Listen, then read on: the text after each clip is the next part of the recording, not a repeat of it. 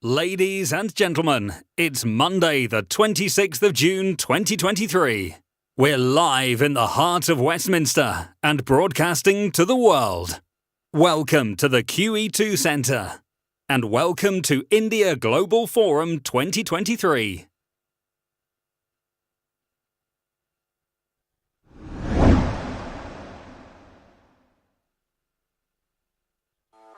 Welcome to India Global Forum, where India meets the world and the world meets India. Hear from and engage with established business leaders and technology disruptors as they share the secrets of their success and other valuable insights.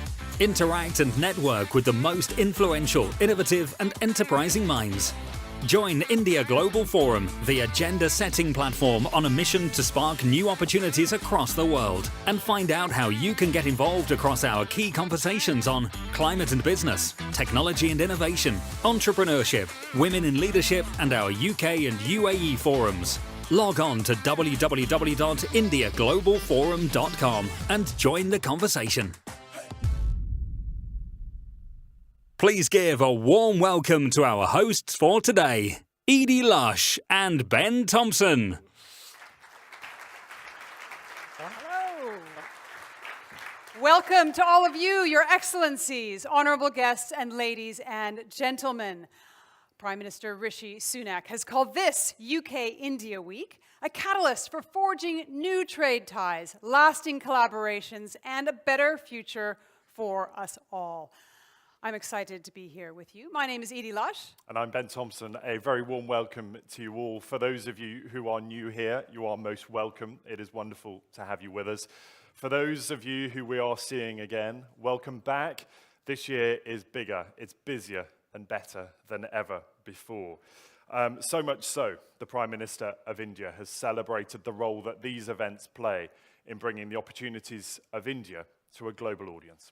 Last week, in his speech to the US Congress, Prime Minister Modi spoke about the battles of passions, persuasion, and policy. We'll be bringing you passionate and persuasive debate today. We'll knit together the threads of business, economics, and politics, and of course, a sprinkling of entertainment as well. Of course we will.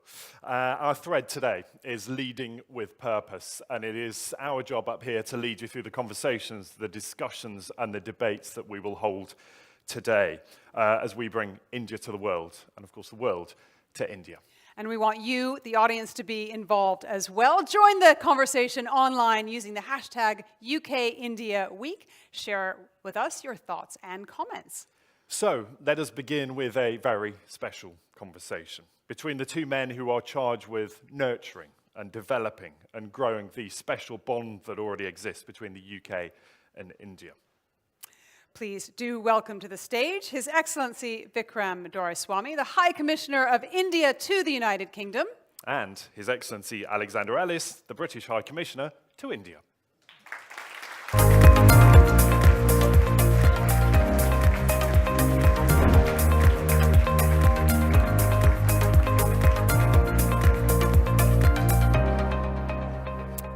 Welcome. Welcome to you both. Please grab a seat. Right, there's a gap there. Don't fall. Yes. Mind the gap. Yes. It's like being at the tube station. Your Excellencies, welcome. Lovely to have you with us to kick off what is a really busy afternoon of debate and discussion. And Vikram, let me start with you because you are both at different ends of the same relationship, aren't you? You're relatively new in the role. And I wonder how you would characterize the state of that UK-India relationship right now. This is a unique relationship. It is one that has, of course, its foundations in history, but it is much more than just a relationship based in history. You have 1.8 million people of Indian origin who have flourished and created success and wealth in this country. You have, I should say it, I suppose, a Prime Minister of Indian origin. You have a relationship in which your language is also our language. It is the language of official communication, but it is also a language in which rather more Indians speak it than in most other countries in the world put together. It is a relationship that has the prospect of great stuff in the future, including, I dare say, opportunities for us to partner with each other on the great issues of the day, from climate change to finding technology-based solutions for humanity's problems. So it's a relationship with the past, present, and a fantastic future. And as, I was going to say, in the job, what, just 9 months now, Vikram? What has been your biggest surprise, quickly, before we move on? Well, many things to be surprised about, I suspect. But one of them being the fact that there is so much openness in the UK for a much stronger relationship with India at all levels, from government to parliament, business, academia. In fact, I assumed it would be a lot of work in trying to, interest people in the relationship. It seems I'm pushing on an open door. Interesting. Alex, what about you? What's changed about the UK-India relationship since the end of Brexit transition period, Right. 2020? I mean, a lot, not least I became High Commissioner. The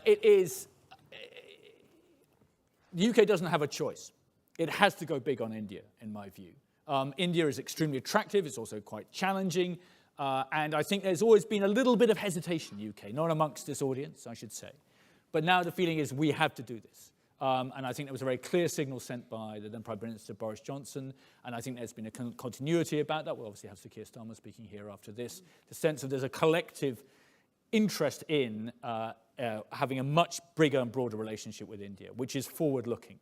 The art is converting the desire into reality, and there I think we've still got a bit of work to do.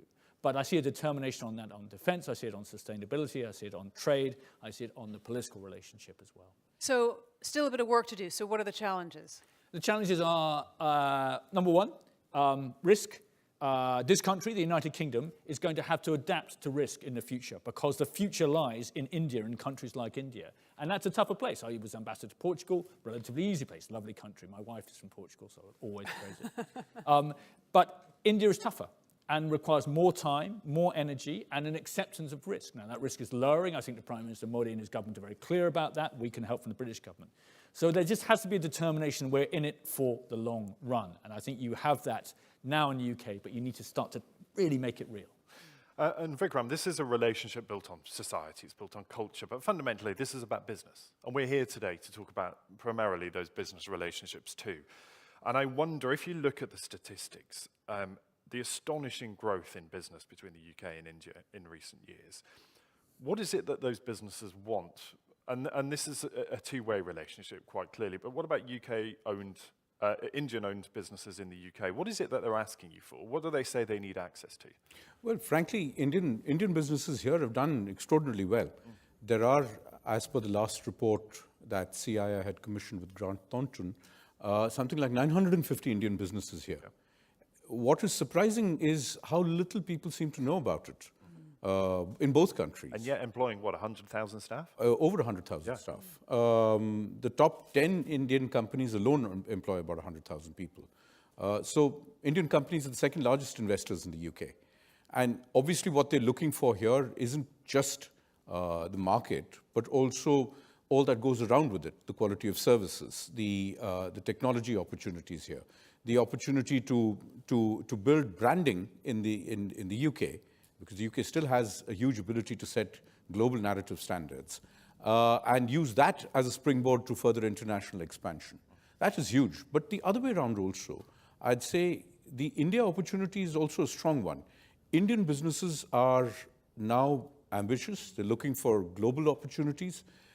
Partnerships with Indian businesses in the Indian market, which is changing since 2014 at a degree and a pace that has been unprecedented. In particular, I'd like to say, in the rural areas. You know, it's an interesting thought, just for those of you in the digital business. Something like 300 million people are on the internet in rural India alone. So just see the scale of opportunity that creates for British businesses looking to offer new services or new products for a new market. But you also mentioned that those Indian businesses in the UK would like to use this as a place for international expansion. Surely they're also looking for better access to the single market. What do they ask you about Brexit? Well, frankly, that's a conversation they should largely have with the British government. But my own What do you hear from them? My own take on this one would be that Indian businesses are good at figuring out price and technology opportunities across the board. They have already built up partnerships, including sales and value partnerships across continental Europe. So those bits are working in any case. The fact that many of our largest automotive manufacturers have preferred this market suggests that there is an opportunity for us to not just look at the UK as a springboard to Europe, but also to the rest of the globe, including North America, but also Africa and other parts of Asia, to qualitatively scale up the product. If you were looking for frankly, if you're looking for a low-wage opportunity or a low-cost opportunity, then they wouldn't be coming here. They're looking for the UK as a high-quality base opportunity to export abroad. So that gives us, I think, an opportunity to offset the advantages and disadvantages of both countries.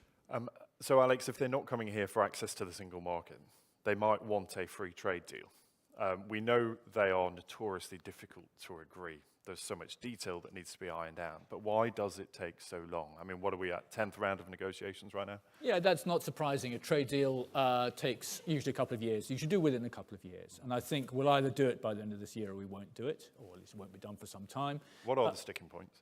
Sticking points are...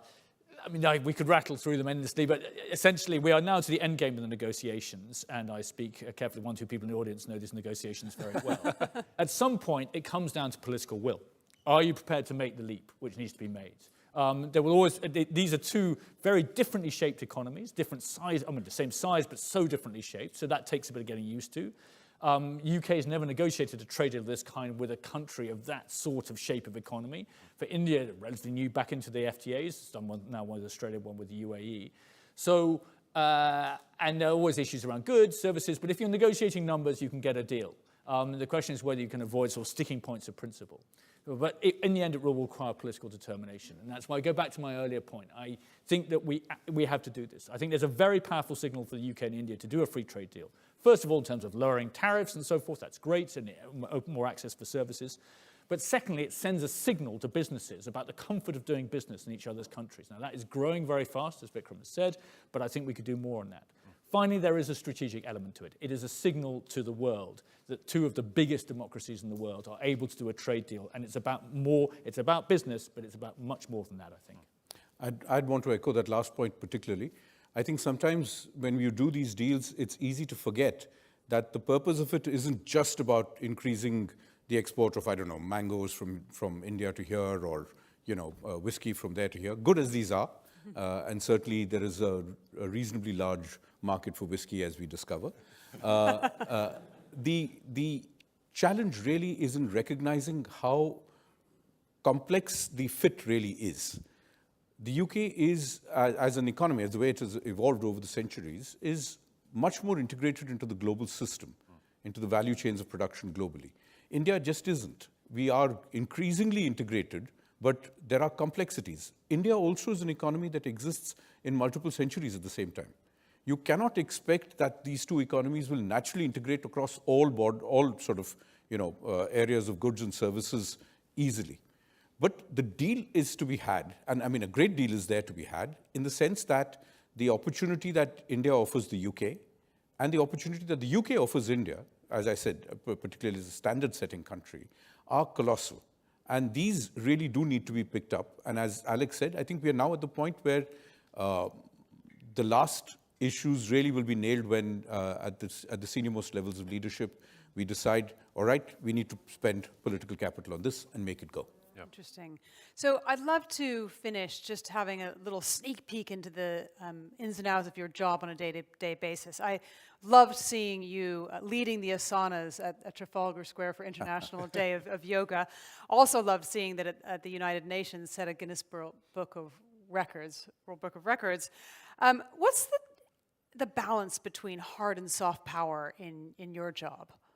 Imomi. Vikram, You go first, Vikram. Look, I'd say the simple point here is that in a place like the UK, both coexist. And they must coexist well for you to be able to be successful in a diplomatic mission. India's soft power, of course, lies in its history, its culture, its civilizational values, and of course in something quite as sort of self-contained as yoga, which captures all of this.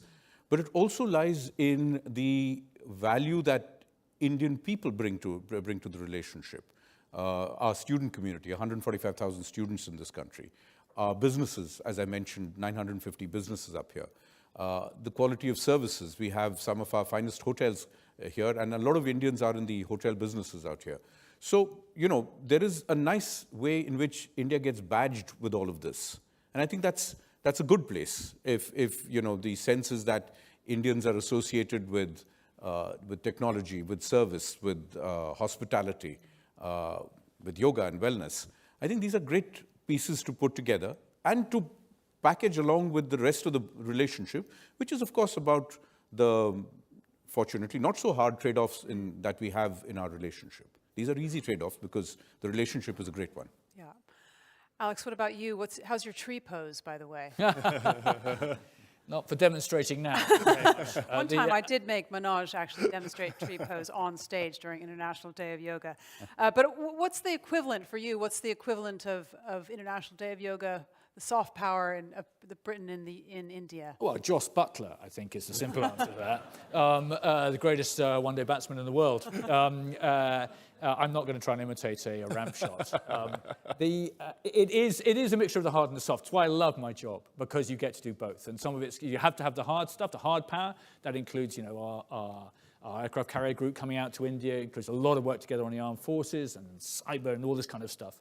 And you need the soft as well. India has this fantastic culture. And there's something very interesting that happens when Britain encounters Indian culture, whether it's anything from, you know, George Harrison to Joss Butler. There is something very uniquely creative about that. And when the two come together, and I always go back to the example of the Covishield vaccine, you know, some UK innovation started in a great university and then spread across the world with Indian manufacturing might. Something very great happens as a result of that. That's why the potential of the partnership is there, and our job is to turn that into reality.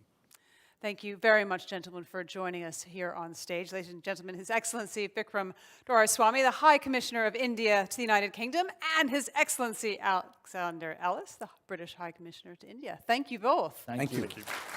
Leave you with one last thought. Yeah. It doesn't just have to be about chicken tikka masala. Thank you so much. Cheers. All right. Thank you. Thank you. I thought we were just going to do one picture. Oh, quickly. one picture right. quickly. Sorry. Thank you very much. Thank you. Thanks, Steve. Thank you. Lovely to see you. Thank you.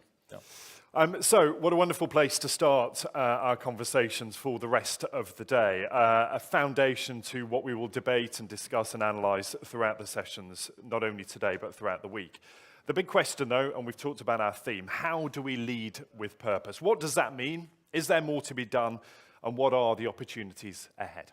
So let's hear from the man who makes all of this happen, who brings us together to debate and to discuss the future. He needs very little by way of introduction. So please, ladies and gentlemen, give a warm welcome to Professor Manoj Ladwa, Chairman and CEO of India Global Forum.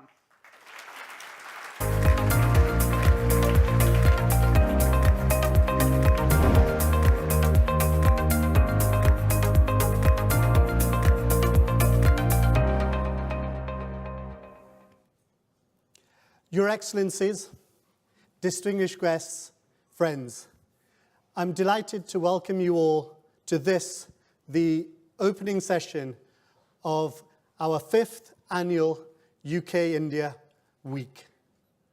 And that too, in this iconic venue in the heart of Westminster. I'm especially grateful to my two dear friends, our High Commissioners, Alexander Ellis and Vikram Doraiswamy, for sharing their views with such characteristic candor, excitement, and zeal, which I guess in many ways typifies the current state of play in UK-India relations. When we at India Global Forum started this journey several years ago, we had one purpose: to play our part as a catalyst for unleashing the full potential of the UK-India partnership. And friends, that purpose remains true today. While both nations have many special relationships around the world, And we saw most recently with Prime Minister Modi's historic state visit to the United States last week. I can say with confidence that there is no other bilateral relationship that has the history, the breadth, the depth, and the mutual ambition than the UK and India. Be it in trade and investment, science and innovation, skills, education, healthcare, defense, and of course, the richest of all, the remarkable tapestry of our cultural and our people-to-people ties.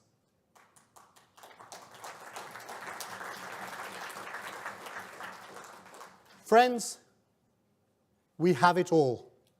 We have all the makings of an unbreakable, winning global partnership. And in this room, we have representatives from some of the largest and most successful Indian and British businesses, such as Tata, Rolls-Royce, Standard Chartered, BT. But we have startups, scale-ups, unicorns, and we also have a couple of decacorns floating around here as well. And many, many more who are solving the big problems of our times, such as climate change, global security, and the skilling of our workforces of the future. In this room, we have participants from all regions of the United Kingdom, from across England, Scotland, Wales, Northern Ireland, and of course, a big welcome to our guests from across India.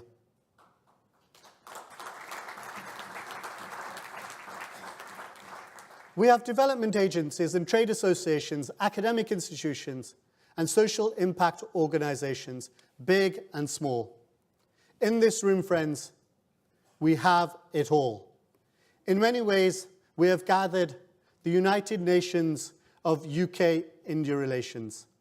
And friends, this is one table at which India will always have a permanent seat.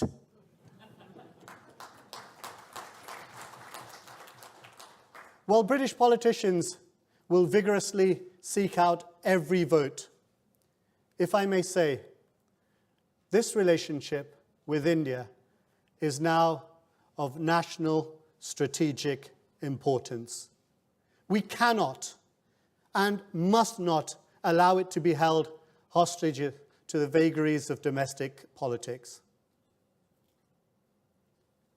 And as we welcome Keir, and I invite him onto the India global stage, I know I speak for many well-wishers that his presence today is of utmost importance.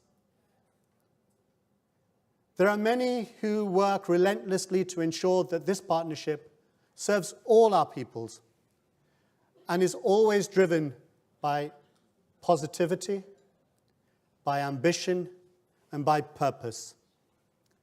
It is a journey that many of us in this room have been traveling all our lives. So, Sir Keir, I invite you to also join our journey. Friends, please welcome the leader of His Majesty's Opposition and the leader of the Labour Party, Sir Keir Starmer. Go for it.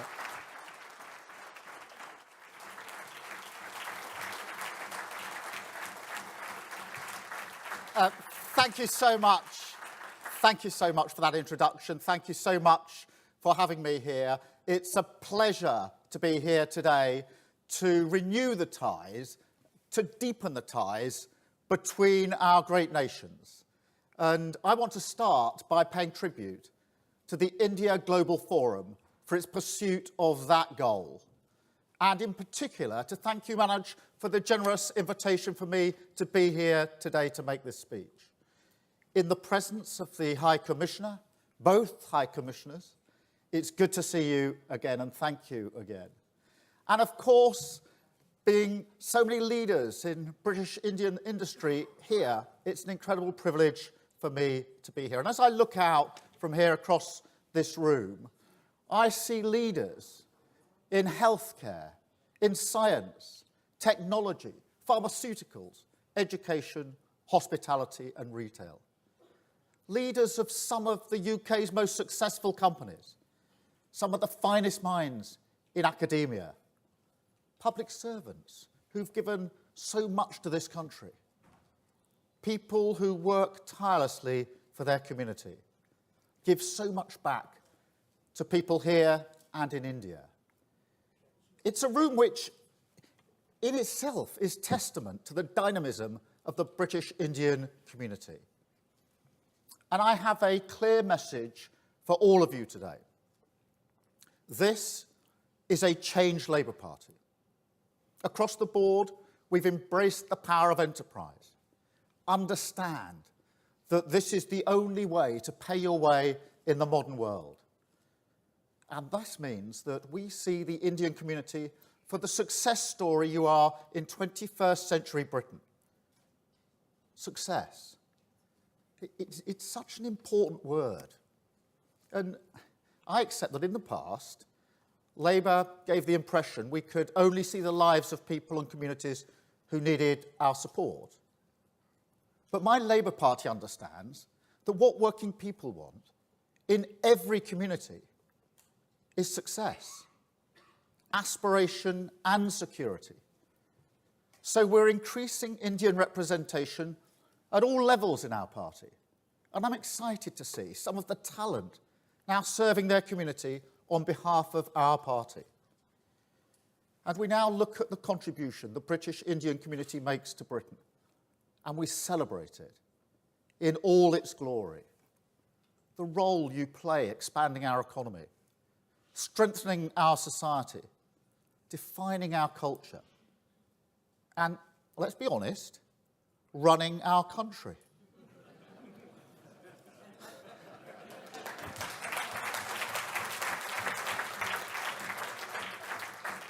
The Prime Minister is part of this. And yes, on Wednesday we'll go back to knocking lumps out of each other. But I've always acknowledged how important it is for our country to have its first British Indian Prime Minister. It is fantastic. Now, don't get me wrong, I want to take his job. But that achievement is something nobody can take. And it's something India can be proud about as well. But whilst the relationship Britain has had with its Indian communities has been on a healthy and necessary journey, I still sense we need to walk a similar path with modern India.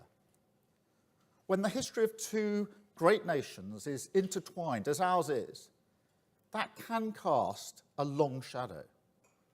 But look, I don't see that shadow over today's India.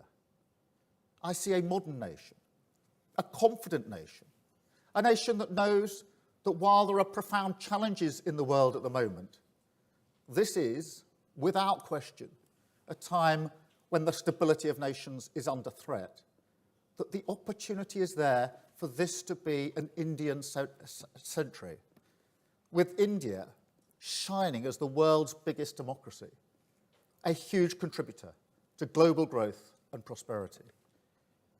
Now, the challenge, as I see it now, is for Britain to step out of the shadows in its mind, to cast aside the entitlement of history, and deepen our relationship with the real India, the modern India, the future India. And yes, look, we can celebrate our shared culture. We know as well as anyone that Indian food is the greatest in the world. And if the rest of the world continues to ignore the arcane wonder of cricket, we can laugh together at their misfortune. But we also know that this can't be the basis of a serious and deep diplomatic relationship in the modern world. And that is what my Labour government will seek with India.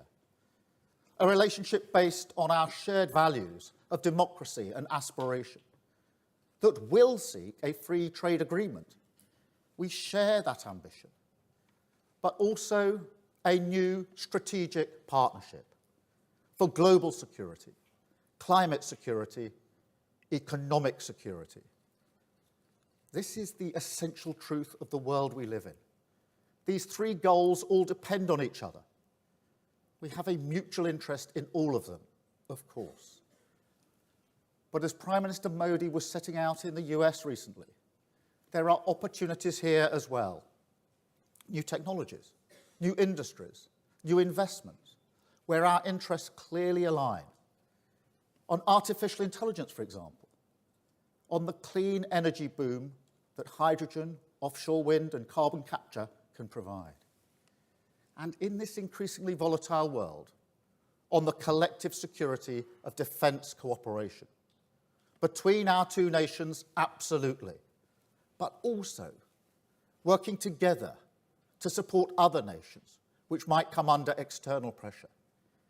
A competition for the resources of the future and the risk of climate change begin to take their toll. There will be challenges, of course. I hope we never have to face something like COVID-19 again. But we can be proud of the role of our two countries in the rollout of the vaccine that saved millions of lives. That showed, even in tough times, the strength and opportunity of our partnership. So I'm excited to learn more as this forum progresses, particularly this week. And I hope to visit India in the near future. But in short, this is the nature of the relationship that we would seek. Open-handed, respectful, forward-looking, and aspirational, that understands the history of our two great nations, doesn't shy away from it, but recognises that just as our communities have found a new way, so must our nations. For growth, for aspiration, for those three layers of security that define the modern world, but above all, for the shared national interests of two great countries that working together can show the value of democracy in pursuit of the opportunities of the future. Thank you very much for inviting me. Thank you.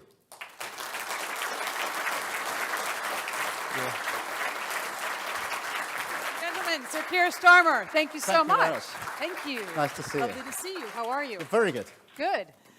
So, very interesting listening to your words there about looking into the future. I wonder what you mean, and I wonder, putting it in the words that a Gen X might understand, myself, does this mean you want to press Control-Alt-Delete, reset the relations between the UK and India? Look, I do think we need to look forward, not backwards. And I do think, from time to time, resetting is the right approach. And what I'm trying to set out today is the basis of that future relationship that recognises the past, of course, but actually sees the two countries now going together in a relationship of openness and respect in the way I've tried to set out. So it's very much looking forward, not backwards, acknowledging the history, but actually setting out the aspiration, the ambition for the future. So I think we also have to acknowledge some of the history between the Labour Party and India as well. And I think it's fair to say that the relationship between the Labour Party and India has been challenging, maybe even prickly. Why do you think that is? Look, I think there are lots of issues in the Labour Party where, over the last 2 years, we have openly taken the decision to change our party, to look out to the world in a different way, and to recognise, when it comes to India, what an incredible, powerful, important country India is, a modern India going forward, and to ensure that we have the right relationship as we go forward. And that's why I want to be open about the trade deal, which I hope we can negotiate. I know, obviously, there are a number of rounds in, but we share that ambition. But see that only as the first step in a strategic partnership that goes way beyond just the trade. What would you do? What would you push in order to get that trade deal done? Look, I do think it's a question of being clear about what our values and priorities are. There's a lot of issues in the mix in the trade deal. I'm not privy to the rounds that are going on, the precise detail of it, but I think everybody understands the fundamentals in terms of goods and services and the skills mix that has to be part of the discussion of any trade agreement. Let's look a little bit at how the UK economy looks and what that means for business, because you've been talking a lot about the message that Labour has for business. So I think interest rates were raised for the 13th time in a row last week. We've still got sticky inflation, low growth levels. Indian companies, as we heard from the High Commissioner, 954 of them can help this growth, right? Yeah, we've got a real problem with our economy at the moment, and this is party political, so take it with a pinch of salt. But we've had very low growth now in our economy for 13 years. Every business understands this, and we have adopted an approach to the economy, as with most other things, of sticking plaster politics, where we don't fix the fundamentals. We then, against the backdrop of that low growth, ended up with a kamikaze budget last autumn, which did huge damage to our economy and to our reputation. I've lost the count of the number of businesses that say they would invest in the UK, but they don't see the stability. I thought you were going to say you lost the number of prime ministers. Well, but that is a key part of it, because it is, on one level, politically amusing that we've had in the last 12 months 3 prime ministers, 4 chancellors, 4 budgets. But actually, for the business community, this is really bad news, because what businesses need, and many people in this room will understand this intensely, is stability, strategy, a partnership with government where everybody knows where they stand and things don't chop and change. We have 4 budgets in a year, 4 chancellors in a year, and claim that we've got the stability that we need for businesses. So we need to turn that around. And one of the issues I've been laying out this year is the sense that if there is a change of government next year, and I hope there is, and we get the privilege to serve, and I hope that we do, that we will be a mission-driven government. And what I mean by that is with a burning sense of purpose. What is it that we need to achieve? How will the government partner with businesses in order to drive that change? The number one mission is economic growth in this country. And so we look forward to partnering with many of the businesses in this room in a much more strategic way that creates the stability and the conditions in which we can move forward as a country.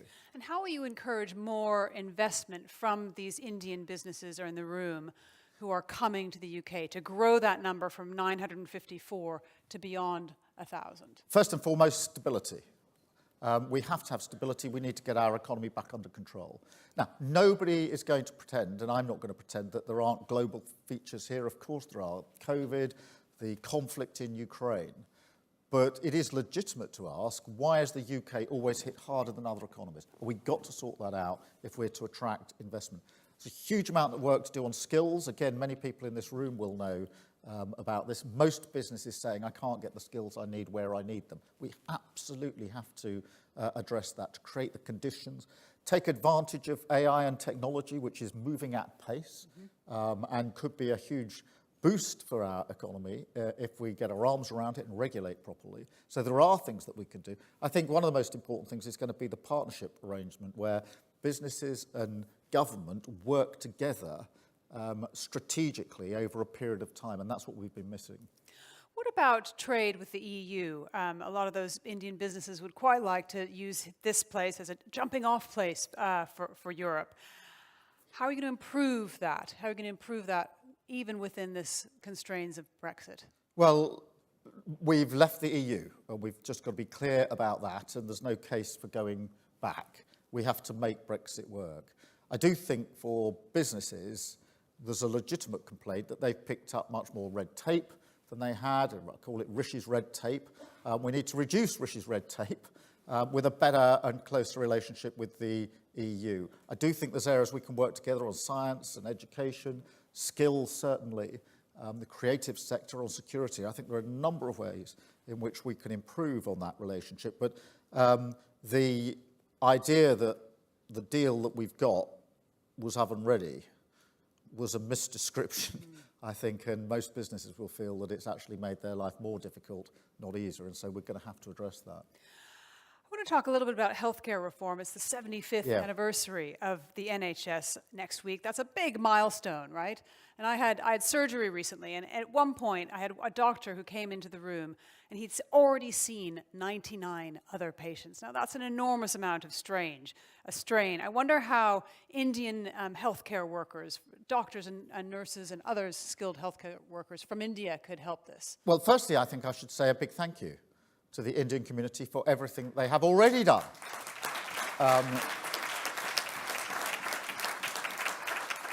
The NHS is like a religion in the UK, and the Indian community have done so much already in that regard, and do today. My wife works in the NHS, and we see this day in, day out. So it starts with a huge thank you in terms of the amount of work that's already gone in. As we go forward, obviously, we will need even more skills and talent. We have a plan to double the number of students coming through to become doctors, midwives, etc., into the NHS, the biggest expansion of the workforce since its creation. So that'll be a big part of the answer. But, you know, the NHS needs not just to be picked up, it's on its face, in my view, put on its feet again, but also we need to have the ambition to create the NHS of the future.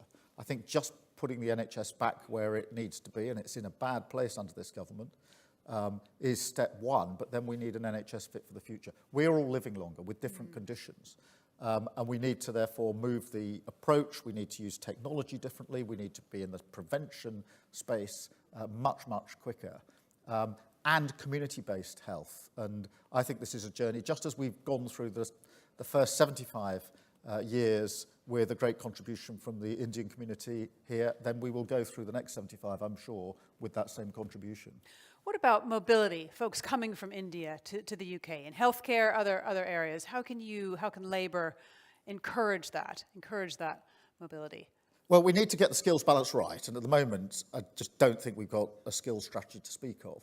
So we need the skills strategy. We need to therefore look at what skills we do have, what skills we do need, and at the moment, there's just a complete mismatch out there, I think. Okay. Well, we're also, you mentioned artificial intelligence and the potential to collaborate there.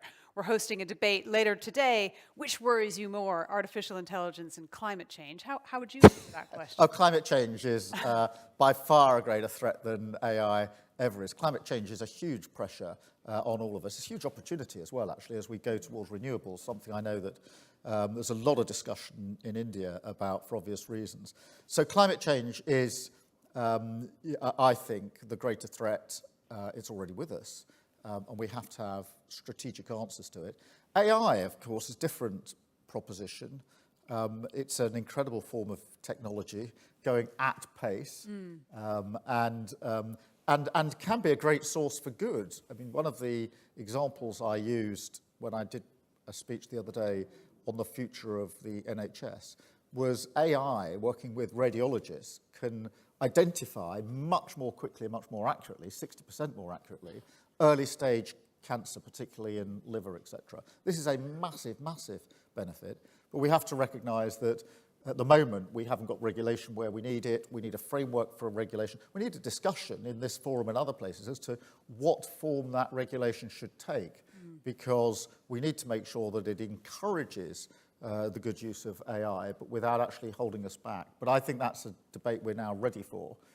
Huge potential in AI, but we do need to get a bit of regulation around it. Have you ever used ChatGPT to write a speech, answer an email? No, but lots of people in this room will recognise this. I've got a 14-year-old son who uses it all the time. And what's fascinating about that, he's got the app on his phone, is that for him, this is just normal. It's what he expects to happen. This is what life will be like. It's absolutely phenomenal. I mean, he's doing great expectations at school, and you can just ask for any answer to any question. And so I can see that, I've enjoyed it vicariously. I haven't used it for speeches, or I mean, I should one day I should just put in PMQs, just 6 questions. Yeah, see what happens. And see what it Absolutely. see what it throws up. But it is fascinating. It's at speed, huge potential, and as I say, for the generation that are my children, this is going to be as natural as electricity or emails. Should ChatGPT be banned in schools? I think they should embrace it. Well, I've got to tread carefully now. I think it should be embraced in the sense that it will be part of the mix as young people go forward, and we shouldn't try to hide it. I think it probably means that the skills we need from people in the future will change, because you won't need some of the rote stuff, but you will need people who are asking the right question, directing the information in the right place. These will be critical skills. We need to have a discussion with business as well, starting this afternoon, about the impact it'll have on the jobs market, because the potential for change is huge, and therefore what do we do to reskill people and enhance the jobs of people who might be affected by advances in AI. Do you agree with the Prime Minister that the UK should be a leader in AI governance? Do you support that aspiration? Yes, I do. We are already one of the leading nations when it comes to AI, and we are beginning to think about regulation. I mean, the Prime Minister wants to host a summit later in the year. That's a good first step, but we need to know what it is we're going to be discussing at that summit. And I think the starting point should be, for me, regulation and the impact on jobs. And on regulation, we've got to be careful what we're regulating. Somebody gave me this example the other day, and it really stuck in my mind, which is if you take a fork can be used for good reason. You can eat your dinner with a fork, eat your meals with a fork, or you can stab someone with a fork. So you don't regulate the fork, you regulate the purpose. And I think that's quite an important starting point when it comes to AI. What are we trying to regulate? How are we going to regulate it? And also, should that be sector specific? Because at the moment you've got a bit of regulation when it comes to health, a bit of regulation when it comes to financial services, a bit of regulation in the legal sphere. Or is there now an argument for sort of overarching principles that regulate AI across the piece? Let's move to climate. The first of your 5 missions for Britain, a better Britain, is to secure the highest sustained growth in the G7.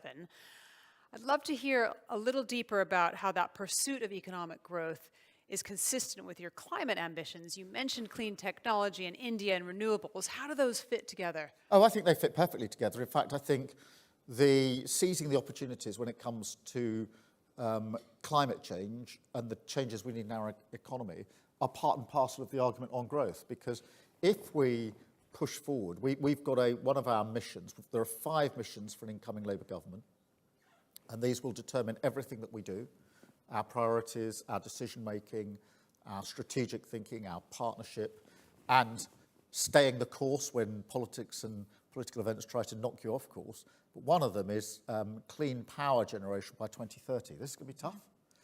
But if we achieve that, we will have cheaper bills, hugely important for businesses. There's no business in the last 2 years that hasn't felt the impact of higher energy bills. Security in terms of the next generation of jobs. Security in the sense of weaning ourselves off the international market, so tyrants like Putin can't put his boot on our throat in the way that he's trying to at the moment. I all see those as preconditions and part of the story about growth as we go forward. I think the biggest challenge is the fact that almost every country in the world has woken up to the fact that renewables, clean power, is the future of energy and power. There's not really a debate about that anymore. The question is, are we in the race? And are we able to win that race? Now, I think we can. I think offshore wind, onshore wind, these are skills that we're very, very good at. Hydrogen, new nuclear, we can be absolutely in that race. But at the moment, we're in the changing room. We've got to have a strategic, because, look what's happening in America. The Inflation Reduction Act, you can feel it's like a magnet for business at the moment. Or a giant Hoover sucking talent from, for example, the UK to the US, right? Yeah, so you've got the Inflation Reduction Act under Biden in the US, you've got the EU responding to that, and you've got our Prime Minister and Chancellor sitting it out, saying it's all very unfair. But that just means we won't be in the race. And when it comes to economic growth, you've got to be in the race. But you have delayed plans to borrow $28 billion a year to create this green prosperity fund to a year into the start of a Labour government, right? So what signal does that send? Well, look, I mean, we're not saying we'll spend nothing until we get to that. We'll ramp it up to that. And in a way, the question on clean power and that investment is not what's the exact amount of money, it's what's the strategic purpose here. Are we going to change our economy, make it work for working people across the whole of the country and take those opportunities? So we'll ramp it up. Obviously, you know, this government has done huge damage to our economy, and that is a fact. And that means, talking about it earlier, interest rates have gone way up, and that means borrowing is more expensive than it was. But what I saw when I delivered that speech on clean power by 2030 on Monday of last week was a doubling down on the commitment, not a backing down. Okay. Let's talk briefly about your potential role as the next Prime Minister in relationship with Prime Minister Modi. How do you see that working relationship? UK potentially as a diminishing power, India is a growing power? I think that relationship should be based on the future, not the past, and recognising modern India, future-looking India, and therefore, you know, a respectful, open relationship that does recognise our shared past, but isn't defined only by our past, is actually defined and part of our future going forward.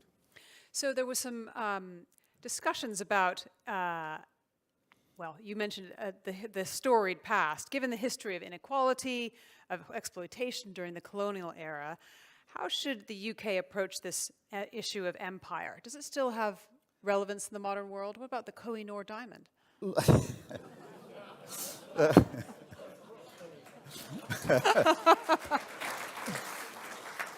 Look, you know, it shouldn't be the defining feature of how we go forward. And I think it's very important that we make that point and make that break, if you like. And that, you know, you used the word reset before. This is part of what I mean by resetting the relationship, which is recognising where we are now rather than defining ourselves by the past. Okay, so just a few quick fire questions for you, nothing difficult. Vegan or vegetarian? Vegetarian. All right. Bollywood or Hollywood? Hollywood. All right. Cricket or football? Football. That was easy.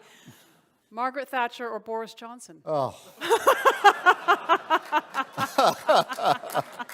None of the above. Okay.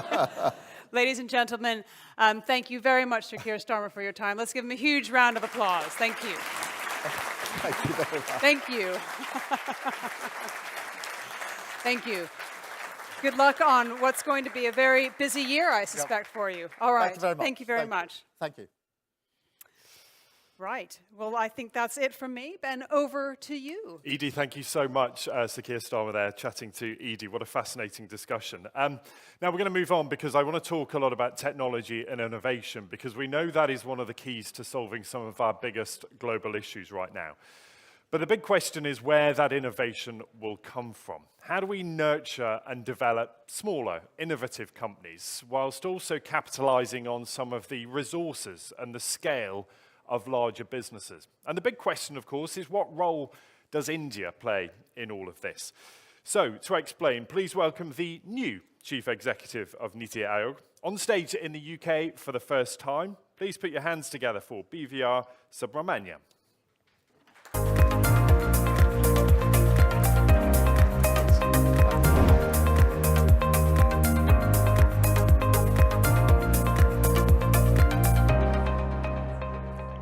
Good afternoon, Excellencies, ladies and gentlemen. It's an honor and a pleasure to be with you, all of you here today. I thank my friend, the High Commissioner Vikram, to have coaxed and cajoled me to speaking to all of you today here. I was scheduled to speak to all of you tomorrow in any case. I'll be talking about infrastructure, and that's what brought me to London tomorrow. The Lord Mayor had invited me a couple of months ago, but since I was here, they used the opportunity. So I'll stick to my knitting, which is I'll be speaking about innovation and the role of innovation in handling global challenges and the role of India in doing this. It was fascinating to hear my earlier speakers. I mean, these are two nations with a fantastic relationship.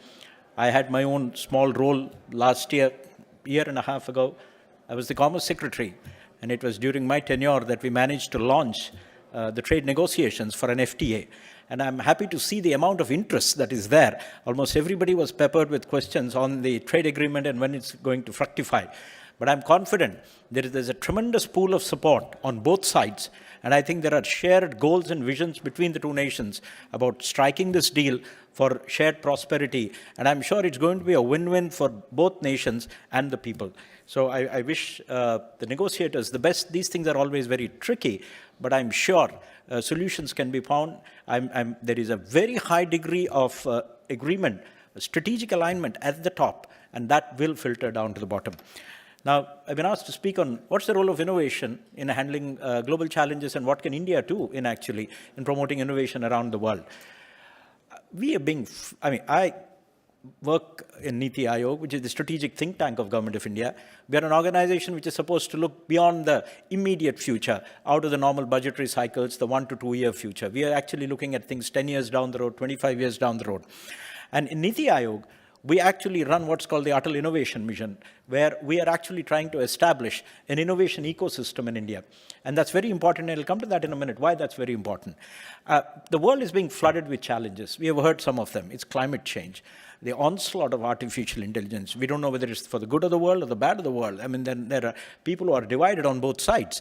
We have aging populations. We have food, fuel, security. I think these are huge things. But I think in India, we are very, very convinced, right down the chain, from the top to the bottom, that it's going to be technology and innovation which are going to be the saviors in getting us over these challenges. I think it's almost an article of faith.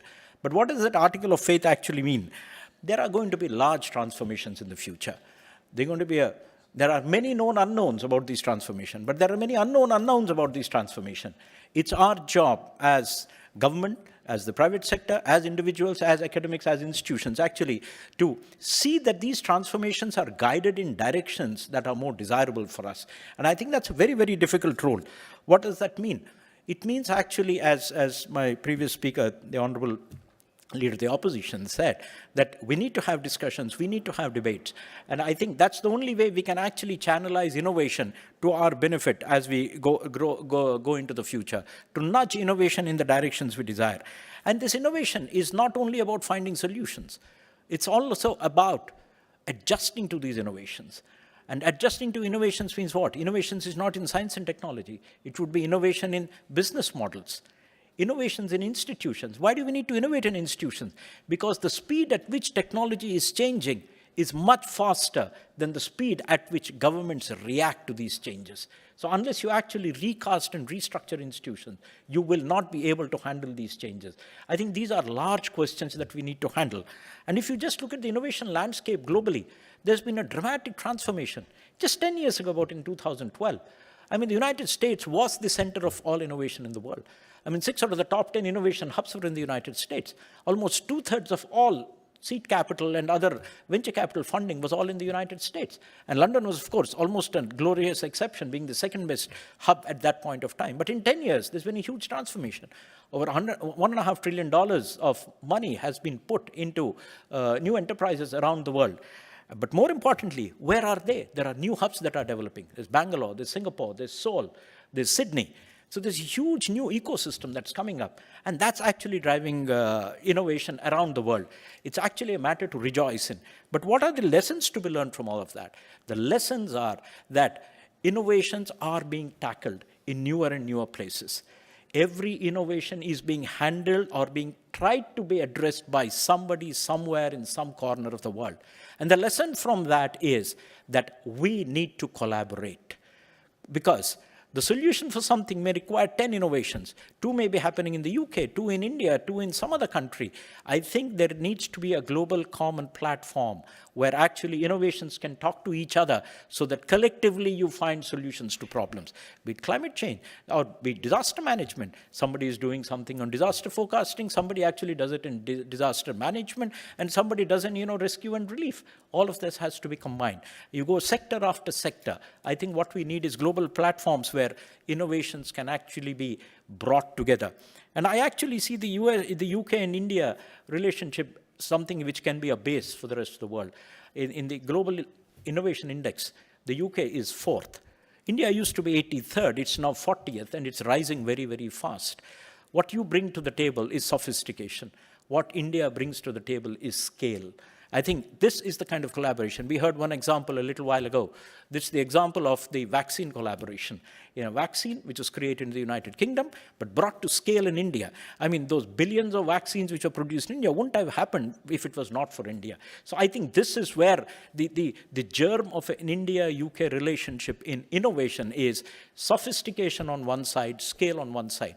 And what's so attractive about India?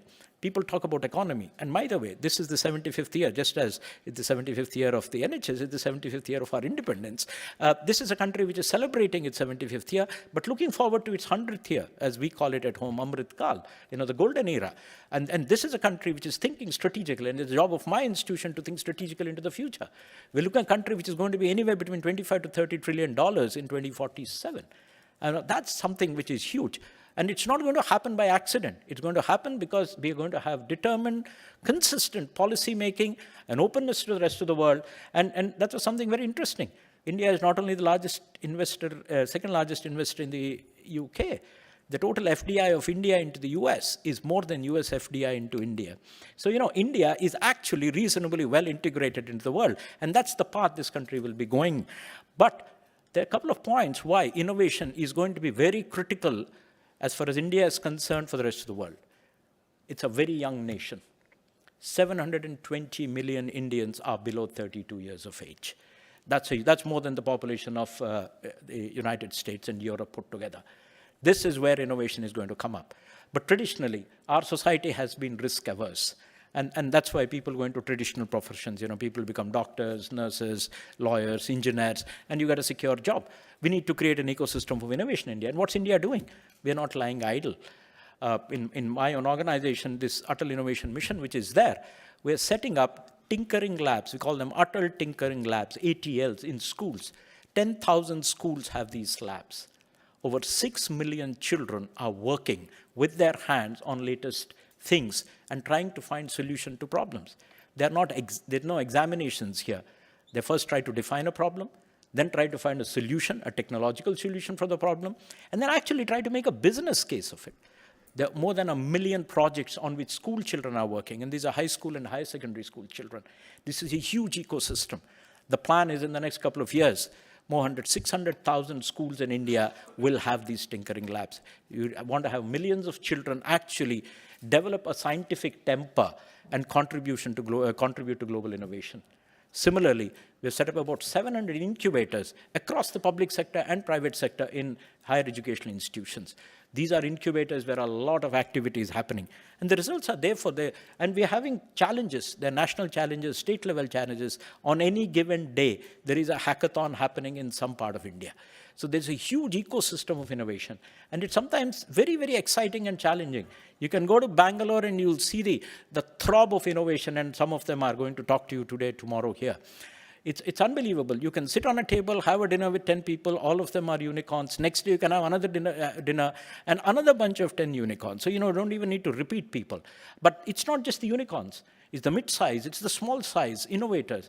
The fact that innovation and entrepreneurship has got into the Indian genes is something phenomenal. And I think that's going to be a big, big plus. I mean, last year, almost $40 billion was raised as seed funding by Indian startups. And that's a phenomenal figure. And I think as we go along, there are areas which we're already good at.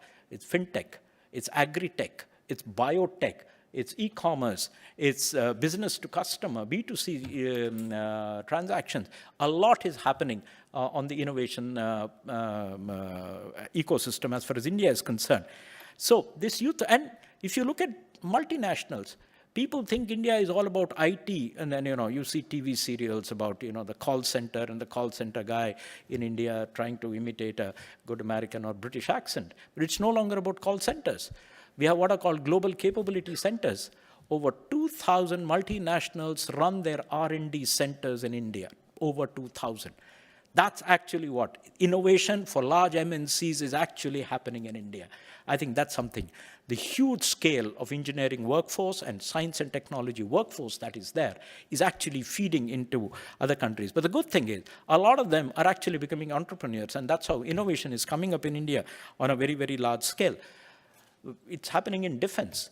I mean, about 20 startups are actually feeding our defense system with their products. So there's a huge demand, both in the domestic market as well as internationally, for the innovation that's coming up to India. How is India contributing to solving global challenges through innovation? A couple of things that the country has done. We are the chair of the G20 this year, and India has taken its chairmanship very, very seriously. You actually have to travel to India to see that G20 is no sideshow for a few diplomats. It's actually been taken to the heart of every individual sector of Indian society, and innovation is one of them. We have created an engagement group called Startup 20, where over 40 nations, and I'm counting EU as one, so if you add that, there's more than 65, who have collectively worked on coming out with a communique on startups. What should the world do to encourage innovation in startups? And they're going to come out with a communique. As a preview, I can say that they're calling for an investment of over $1 trillion by 2030 in startups, to create a global platform where innovators can actually meet and communicate. And just wait for a week or so, 3rd or 4th July, the startup event in Delhi will be over and the communique will be there. But I think that's India's contribution, creating a platform for innovators to collaborate across the world. So what will be my messages as I conclude? Number one, I think we need to trust innovation. We need to embrace change. And change means not just science and technology, but also change our institutions and our business models, because innovation is going to be disruptive. And I, as somebody in government, have to realize that this is absolutely essential.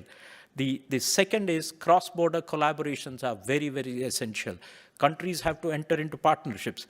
In the UK government and the Indian government have a startup launch pad where UK startups explore Indian opportunities and Indian startups explore UK opportunities. We need to expand those. We need to have more of those. The third is look at the youthful, dynamic, entrepreneurial Indian population that is there. I mean, India is going to be the single biggest supplier of working age people for the next 30 years. Some people call it the demographic challenge. We call it the demographic dividend. A highly skilled, educated, competent workforce is going to be the growth engine of the world in innovation as well as in simple GDP terms. So with this, I conclude. Thank you very much for giving this opportunity. We'll be meeting some of you again tomorrow. Bye-bye.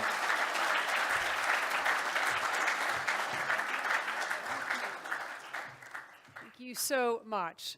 Well, we're going to get organized here on stage.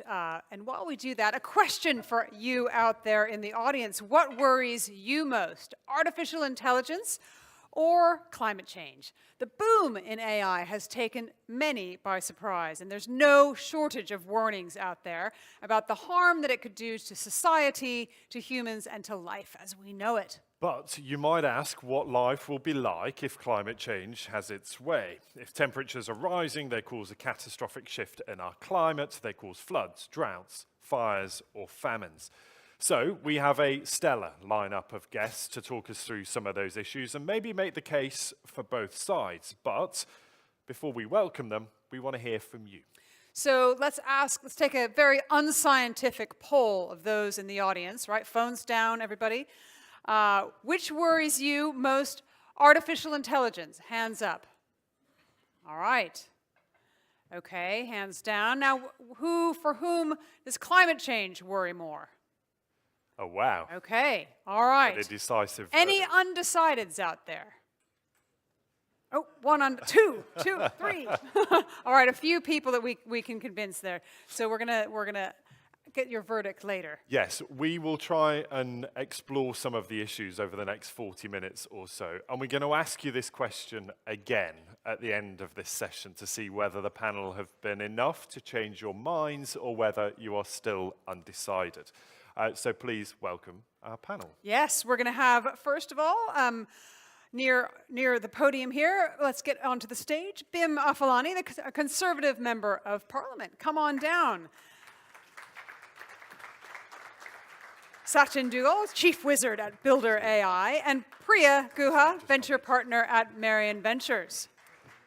Nice to see you. Hey, Priya. Yeah, Sachin. Also joining us on the panel, please welcome Rachel Everard, who's Head of Sustainability at Rolls-Royce, Himanshu Gupta, Co-Founder and Chief Executive at Climate AI, and Mikhail Nakmani, Founder and Chief Executive of the Climate Policy Radar. Welcome to you. Right, all right.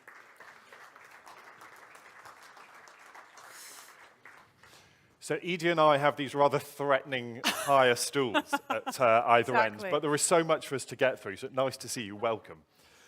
Thank you. There is plenty to discuss, and I don't know necessarily whether we will have for and against because it is such a complicated issue. And as we will discuss, climate change and AI are potentially intrinsically linked. Edie, over to you. Right, okay, well, I tell you what, let's get our questions to our panel of experts here. Straight off, Priya, we'll start with you, starting with artificial intelligence. The warnings are stark. The godfather of AI, Geoffrey Hinton, quit his job at Google, warning of the risks of what he had created. And an open letter was sent back in March from leaders in the tech space, warning that all new developments should be paused, saying we needed to take a step back. And these weren't refuseniks, not Luddites, right? So were they right? So I think what we've seen throughout history, and another sort of godfather of the world of technology, Mark Andreessen, talked about this in his recent article, is when you see a big leap in technological development, as we have recently with artificial intelligence, you do have a sudden sense of sort of moral panic, both from those who've been involved in the design of that technology, so some of the names you mentioned, but also in the case of this technology, a mass recognition that something's changed and actually, if I may use the word, a slight hysteria about the impact of that technology. So I think this is no different, really. And I'm afraid, you know, I sit very much with the sort of populist view, as we might call it, from the poll you just took earlier, Ely, which is that actually, you know, this really is an opportunity for us, not a threat. And the biggest threat facing mankind in today's world is indeed climate change. Okay. So Sachin, what are the risks? Because they are well documented. Some would suggest it's going to ruin society, take our jobs, exacerbate inequality. Are any of those true, do you think?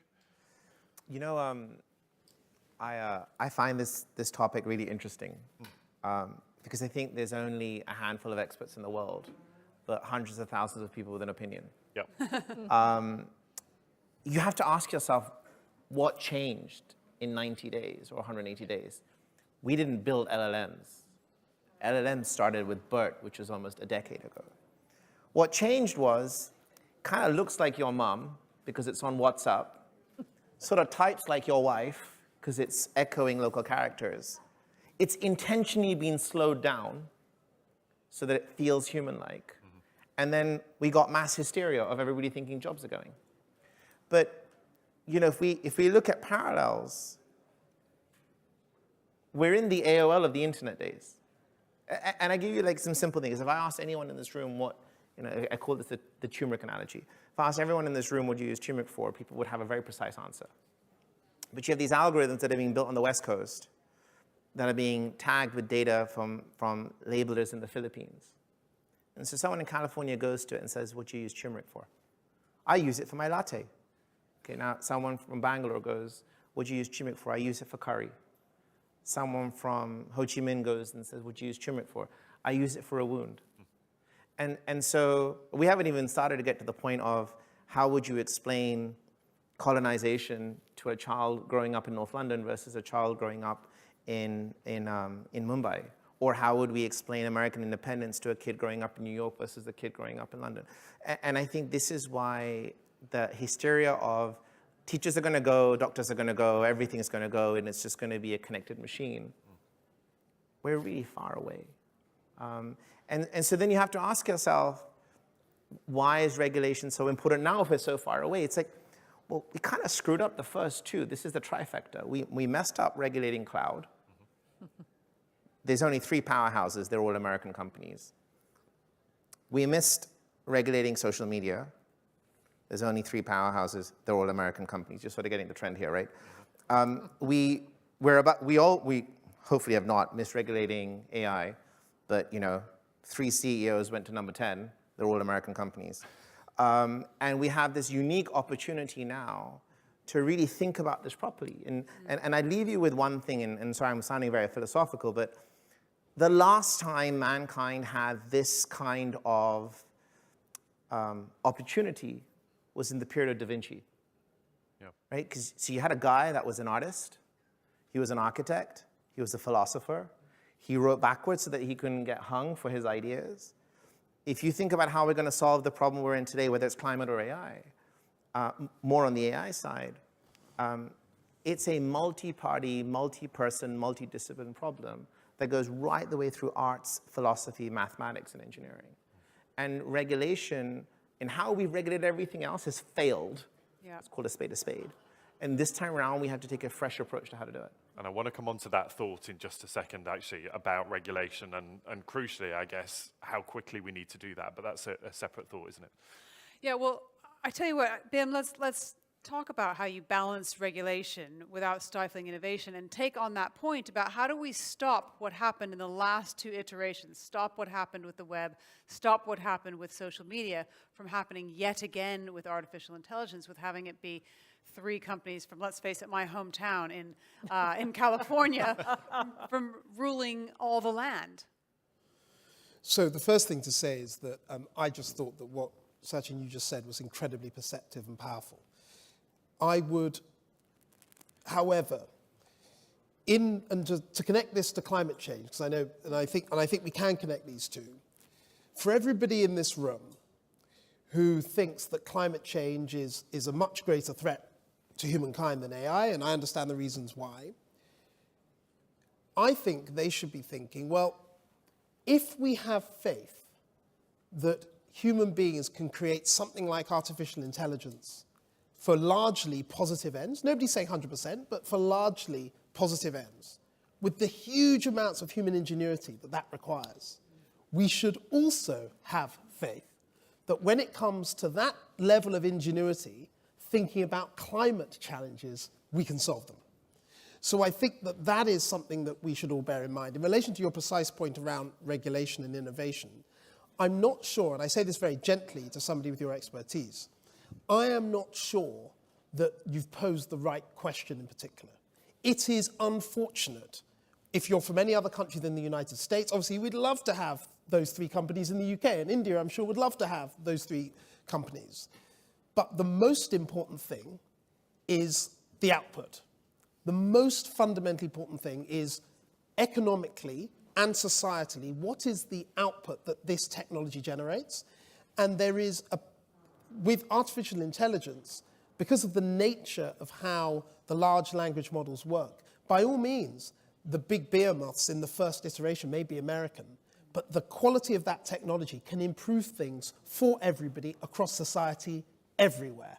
And it is of secondary concern, in regulatory terms, exactly whether you end up with 2 or 3 or 10 or where they are from, because the most important thing with regulation is the human impact, it's the economic impact, it's the societal impact. They're the most important things when it comes to innovation and regulation. I can see a few people want to come back on that briefly. Do either of you want to just come back on that? I will if you don't mind. I mean, I think the challenge of regulation, and you will know this very much from sitting in Parliament and going through the regulation in some depth, is the unintended consequences. Of course. And so you're absolutely right that we need to focus on impact of the technologies, and indeed, if we look at Sir Keir Starmer's remarks earlier, it very much parallels that approach that you've rightly outlined there in terms of thinking of the impact and how we regulate for that.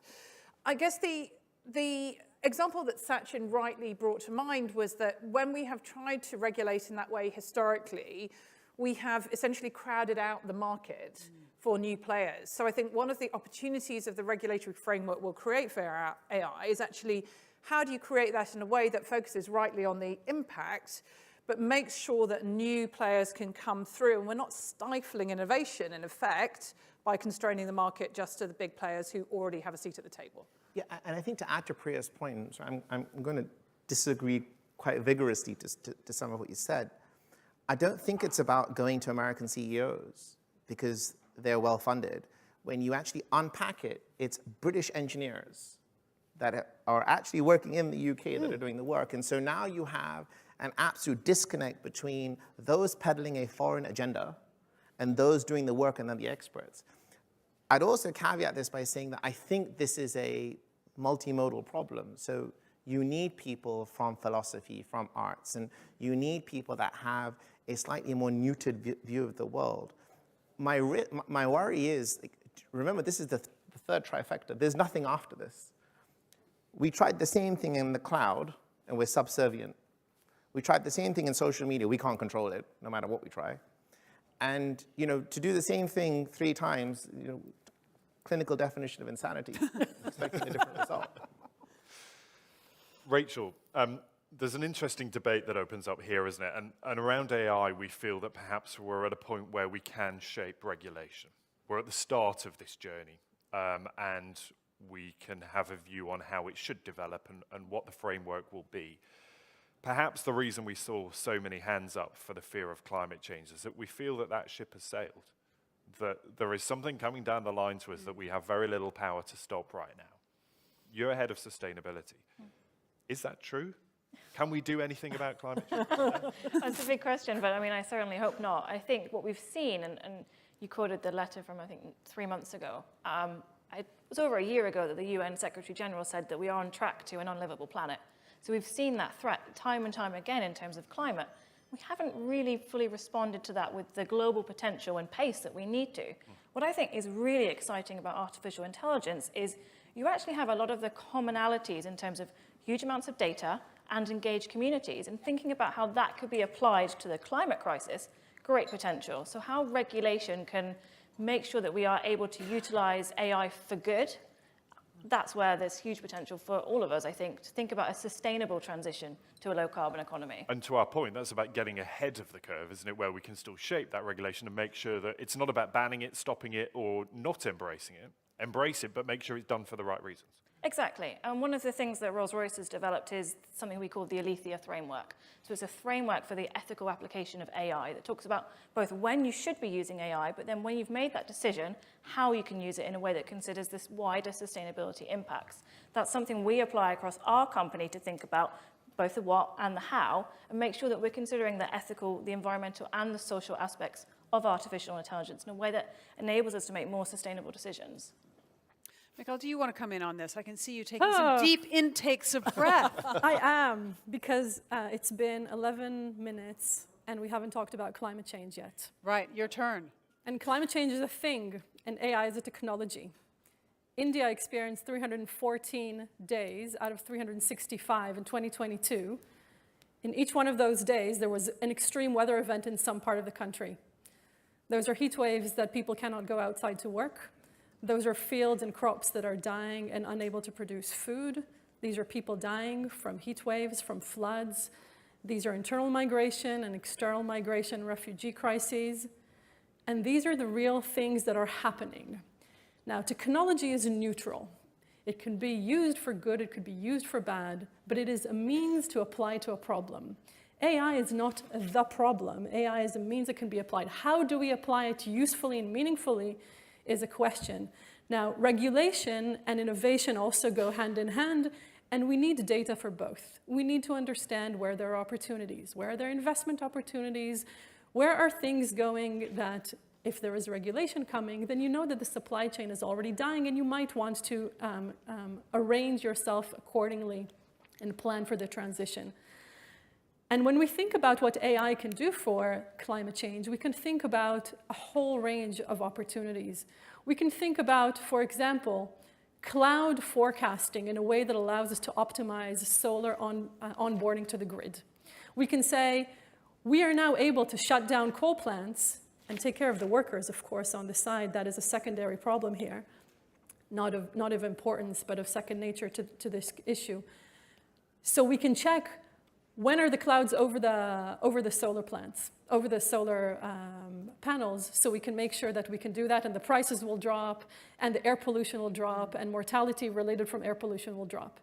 We can read hundreds and thousands of documents really, really fast and translate them automatically from every language, so we can break down knowledge silos and be able to innovate faster, to learn faster from each other's successes and mistakes. We can forecast when the hurricane is coming, so we can call our cattle in to reduce the damages. There's so many things that we can do when we are able to take big data and synthesize it fast and do it in a way that doesn't leave us in our little anecdotal silos, because that's what brought us here now. And our big challenge is how to do that fast, because climate change is here. It's not a thing of the future, it's not anything else. We can harness AI in order to do that. We need to do it responsibly. We need to do it in a way that takes into account the bias and the hallucinations and the fabrications and all of the US monopoly. All of that is important, right. But we don't have time. So we don't have time. Himanshu, do you agree that the threat from AI, for if there is any, is sort of 10 to 20 years down the line, or maybe, I don't know, 10 to 20 months, depending on your point of view, whereas with climate change, we've already passed the point of potentially no return? Well, first of all, I run a company called climate.ai. So I'm basically torn in this debate. However, I think both of them are big threats. And I'll talk about climate change. And of course, it's a more imminent threat for us. And just to build on what Mikhail said, by the time we are done with this panel discussion, there'll be 400 kids who will be pushed into acute hunger in Somalia and Sudan in just 40 minutes, right? But having run the AI company out of Stanford, we started out of Stanford University, and what worries me more about AI is not the AI in its current format. It's the ingenuity of the human mind, as you talked about, right? I remember in 2015, when I started my grad school, I was in a canteen waiting for my food, and there was an undergrad who was 18-year-old in computer science at Stanford University, and we were just chatting together. And I asked him, so what are you working on?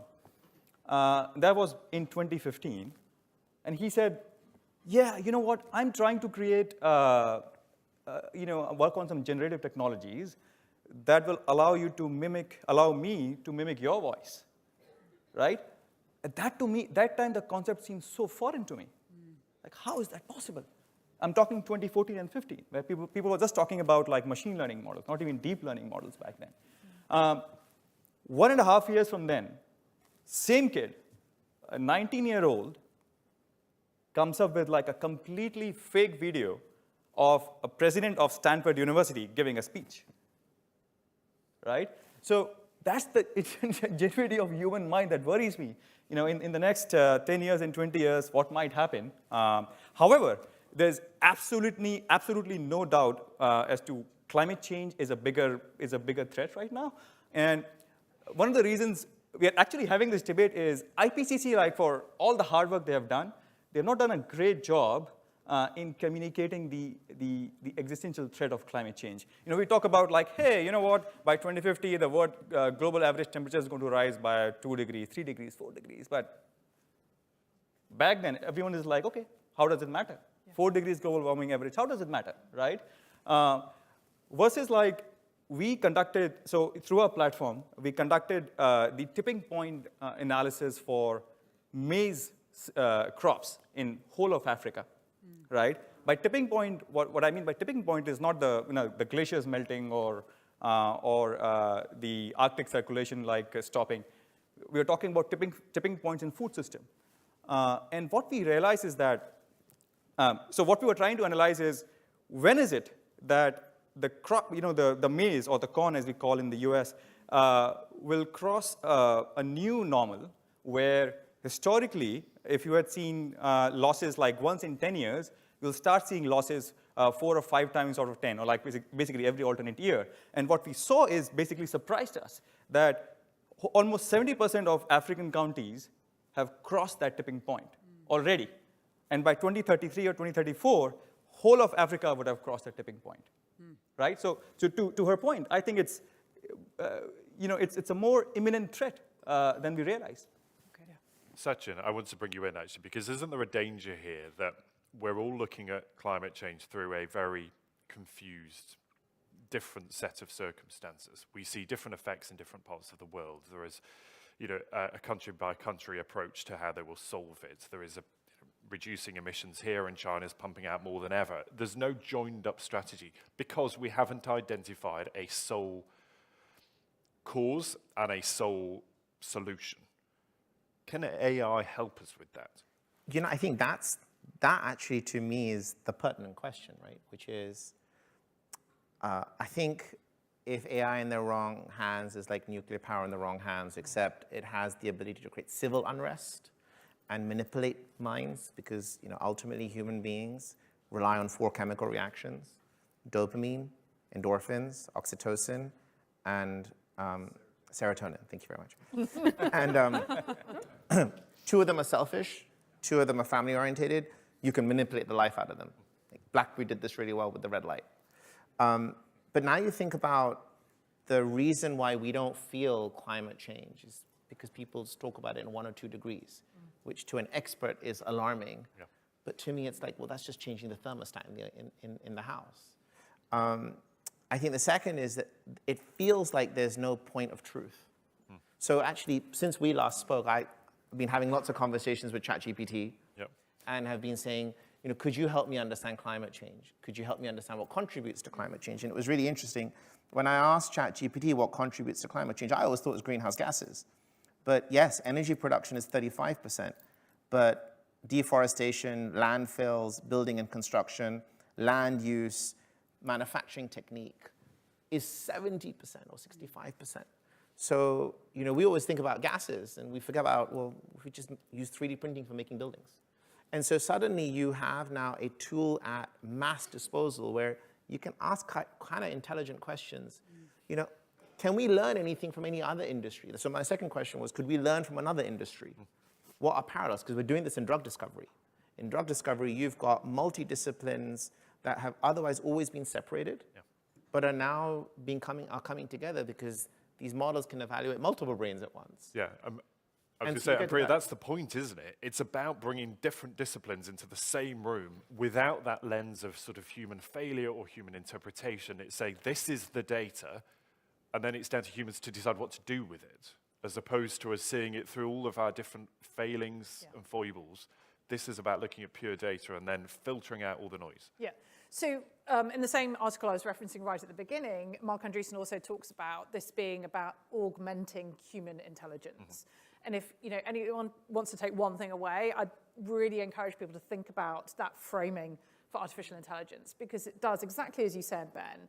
This is about looking, as Mikhail was saying earlier, it's about looking at the depth and diversity of this huge problem we are facing today for the generations of the future around climate change, and understanding how best to navigate it. And actually artificial intelligence for me, as I think for many of the panelists here, is really one of the real opportunities in doing something today about this problem that needs action and has sat really unaddressed in all of the years since Paris, partly because we've been distracted with the pandemic, but really there's no excuse.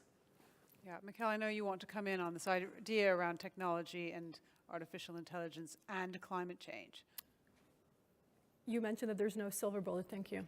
There's no silver bullet for addressing climate change, because climate change is everything. Everything is either impacted by climate change or impacts climate change.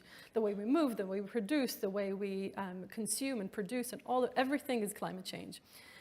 And in that, the ability to take masses of data and not to consolidate them into this is what we're going to do, but actually to say, ooh, for you, this is the right thing, and for you, this is the right thing. And in this environment, with this cultural framing, this is the right way to talk about it so we can get it through Parliament. And in this way, this is the right way to think about it because we have hydrogen, we have this, we have a problem with methane, we have a problem with our kids, we have a big problem with our elders, depending on our population size and shape.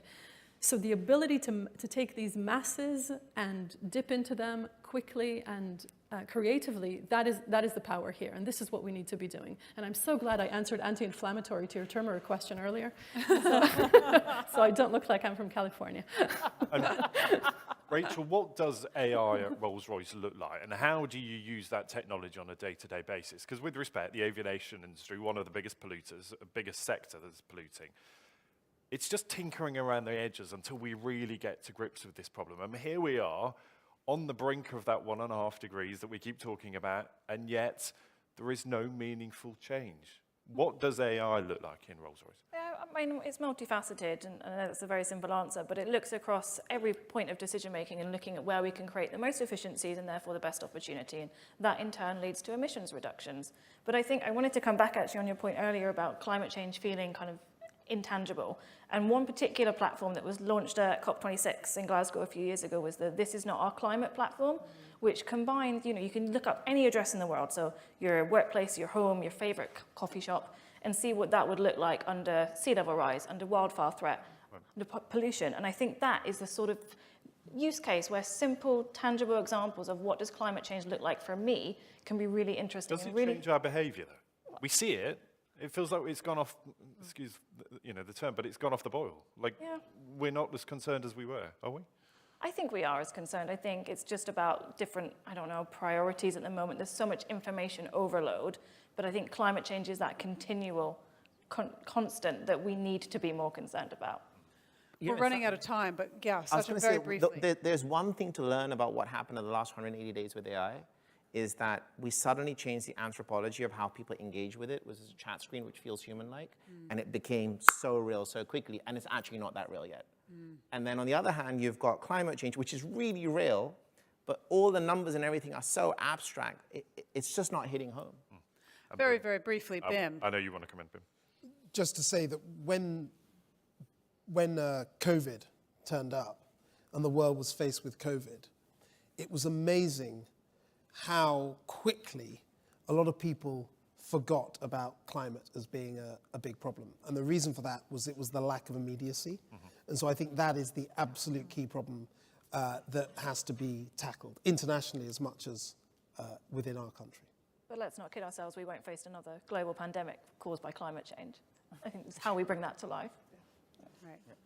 I think we've gone over, I'm afraid. We're getting pulled off the stage with a hook. There is so much more we could talk about. As you can see, this debate will continue, I'm sure. Can we get the lights up in the room again? Because I want to see, and I think I probably know the answer to this already, have we changed anybody's minds? A show of hands if anyone thought that it was climate change and now worried about AI, or vice versa. The few that said AI was the big risk, have you been convinced it's now climate change?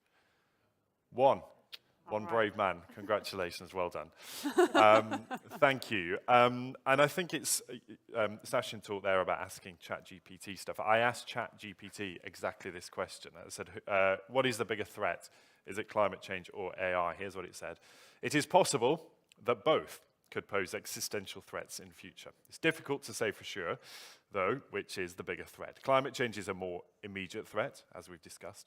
AI has the potential to be even more destructive. Ultimately, the answer to this question will depend on how we choose to develop and use these technologies, and I think we've underlined that here today. So to our panel, thank you so much. Wonderful to have you with us. Thank you.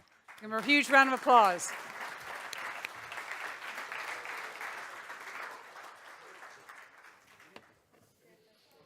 Oh, sorry, back on for a picture. Quick. Can you get us all in? I think in front of the chairs.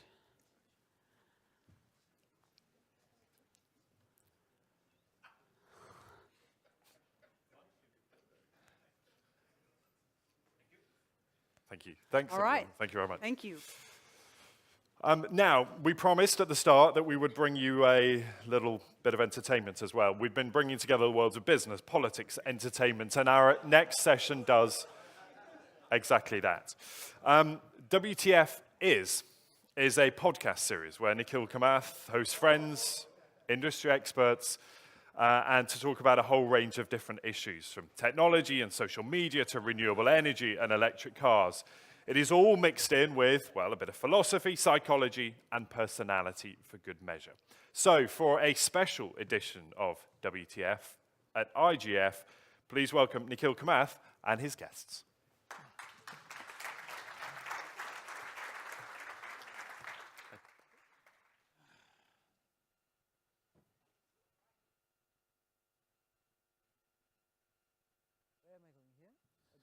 Wherever you can sit.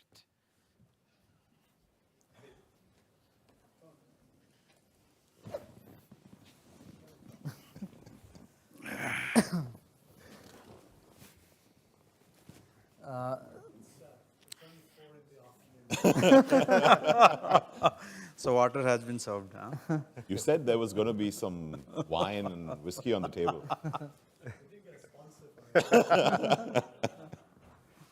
No, thank you, Manoj, for having us.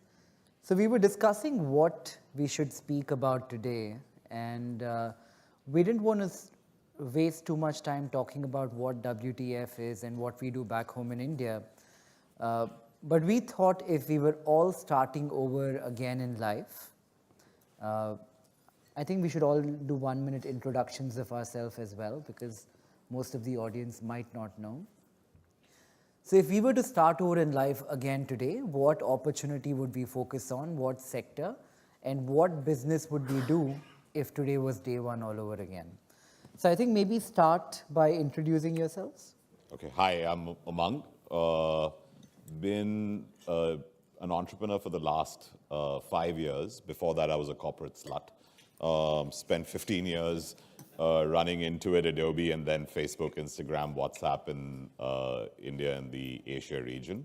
For the last 5 years, I've been running a platform with a friend, partner, and brother of mine, Viru, where we build a family of apps focusing on news and entertainment across 16 different local languages. Hi, everyone. My name is Aptrameya. I'm a second-time entrepreneur. My first entrepreneurship journey was building Taxi for Sure, which is Uber in India. So we were the second largest player, larger than Uber, when we sold to Ola, who's the market leader there. And post that, started my second venture. It's called Koo. Koo is a microblogging platform, and we built a very inclusive way in which we approach social media and taking on Twitter globally. Thanks. Hi, I'm Sujit. So I'm an entrepreneur from last 18 years. So after college, I started first time in KPO, and then I've seen the journey of startup evolution. So first, Flipkart. I was there for almost 7.5 years, and then 2016, I started Udaan. It's a B2B e-commerce. Yeah, I have a fund also. We have started in 2018 with Kalyan, who is currently CEO of Flipkart.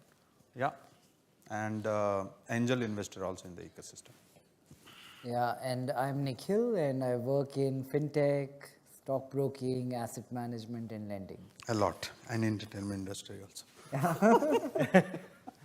So we're all friends, and we kind of hang out, and Manoj happens to be a really good friend of ours. And we've been conceiving of interesting things to say today. But I think talking about sectors we believe will do well tomorrow, sectors we are investing in, and the kind of opportunities that we are fixating upon will probably give other people here an idea as to what is happening in India and what's on top of the pie when it comes to attention and time span of different investors in the ecosystem. So Umang, if you had to pick a sector to spend the next decade of your life in, what would it be and why? So I have multiple sides to my personality, Nikhil. Before 4 p.m., after midnight. But I'd say... What happens after midnight? Come on. It's my day job and my night job, right? But one of the things that I would say is, or two areas that I think are really, really real. I think if I had to restart all over again, I would do brick and mortar on one side because I think it's real. And a real economy business today in my mind, and I think a lot was spoken about in the last panel, so I don't want to go in there, but I think renewable energy as a space to me is very, very interesting on one side. If it had to be in pure digital, I see a massive opportunity within two areas. One is AI generating content. I think there's a huge amount of transformation happening there. And then on the more frivolous side, I think this whole use case around loneliness, whether it's an AI companion or a companion of any sort, and that whole loneliness use case, betting, online gaming, gambling, these are all manifestations of loneliness. But I think there's a very, very interesting use case there on the digital side, and of course, one on the brick and mortar side. One I'd like to pick as my day job, Manoj, and one as the night job. If you had to pick renewable, which one would you pick and how would you go about investing in that sector? So I'm so far away from that business that I think I have a lot to learn. Right. But I think nuclear is more abused than where it can be harnessed. I think hydrogen and wind are very, very interesting opportunities as well. Solar, I'm not there yet in my thesis because I don't know if it can really scale. But that's just some initial thoughts. I think the starting point would be to invest into really interesting new tech players in that space. I think that's the way I look at it.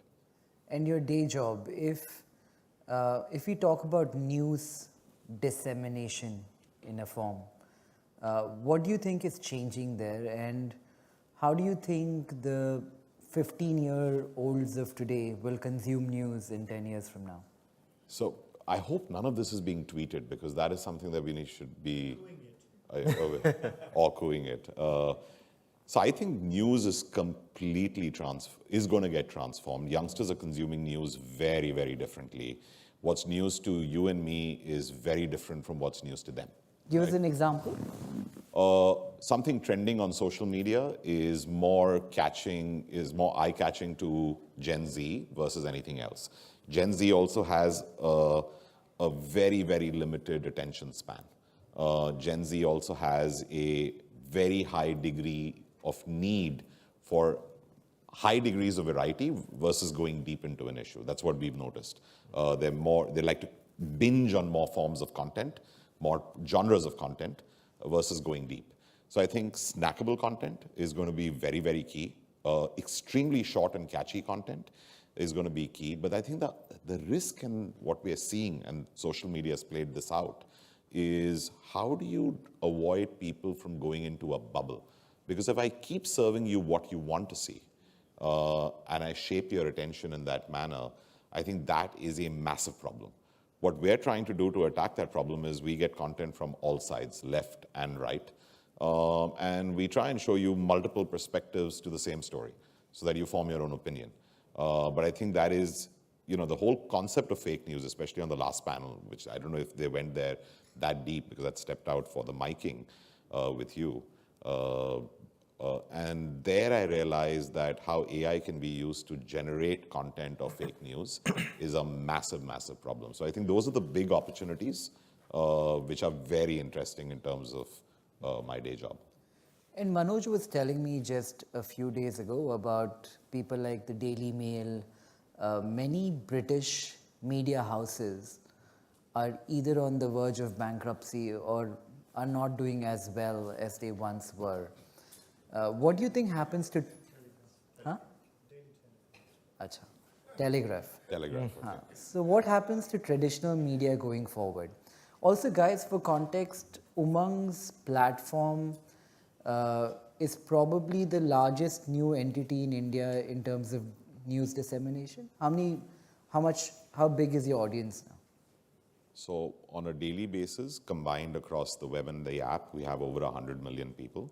On a monthly basis, that number doubles or triples, depending on which month you look at. So what happens to newspapers, TV, news channels? Do they evolve or does somebody else replace them altogether? So I think, okay, this is a before drink, after drink kind of a question, but I think media is going to get disrupted, is getting disrupted as we speak. There's only one or two companies that have made very successful pivots. New York Times, for instance, right? Where they've moved from print to digital, and digital is now a larger part of their revenue. But to do that, you've got to transform your entire freaking newsroom, right? Today, news reporting is a commodity. Anyone can report on it, right?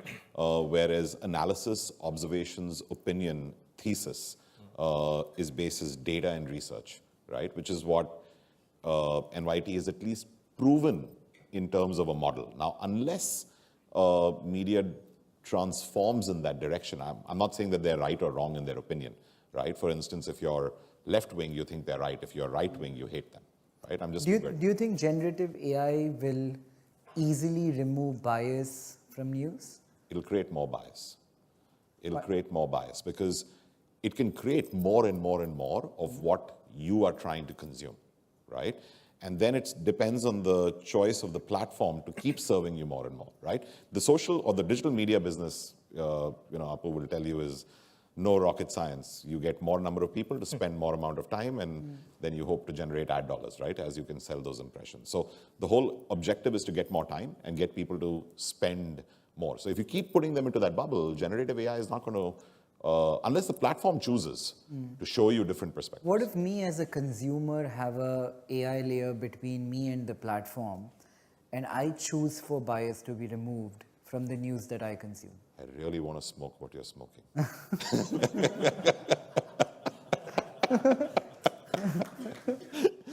I wish we could do that, Nikhil. I mean, that is going straight into the future. But I think that would be awesome.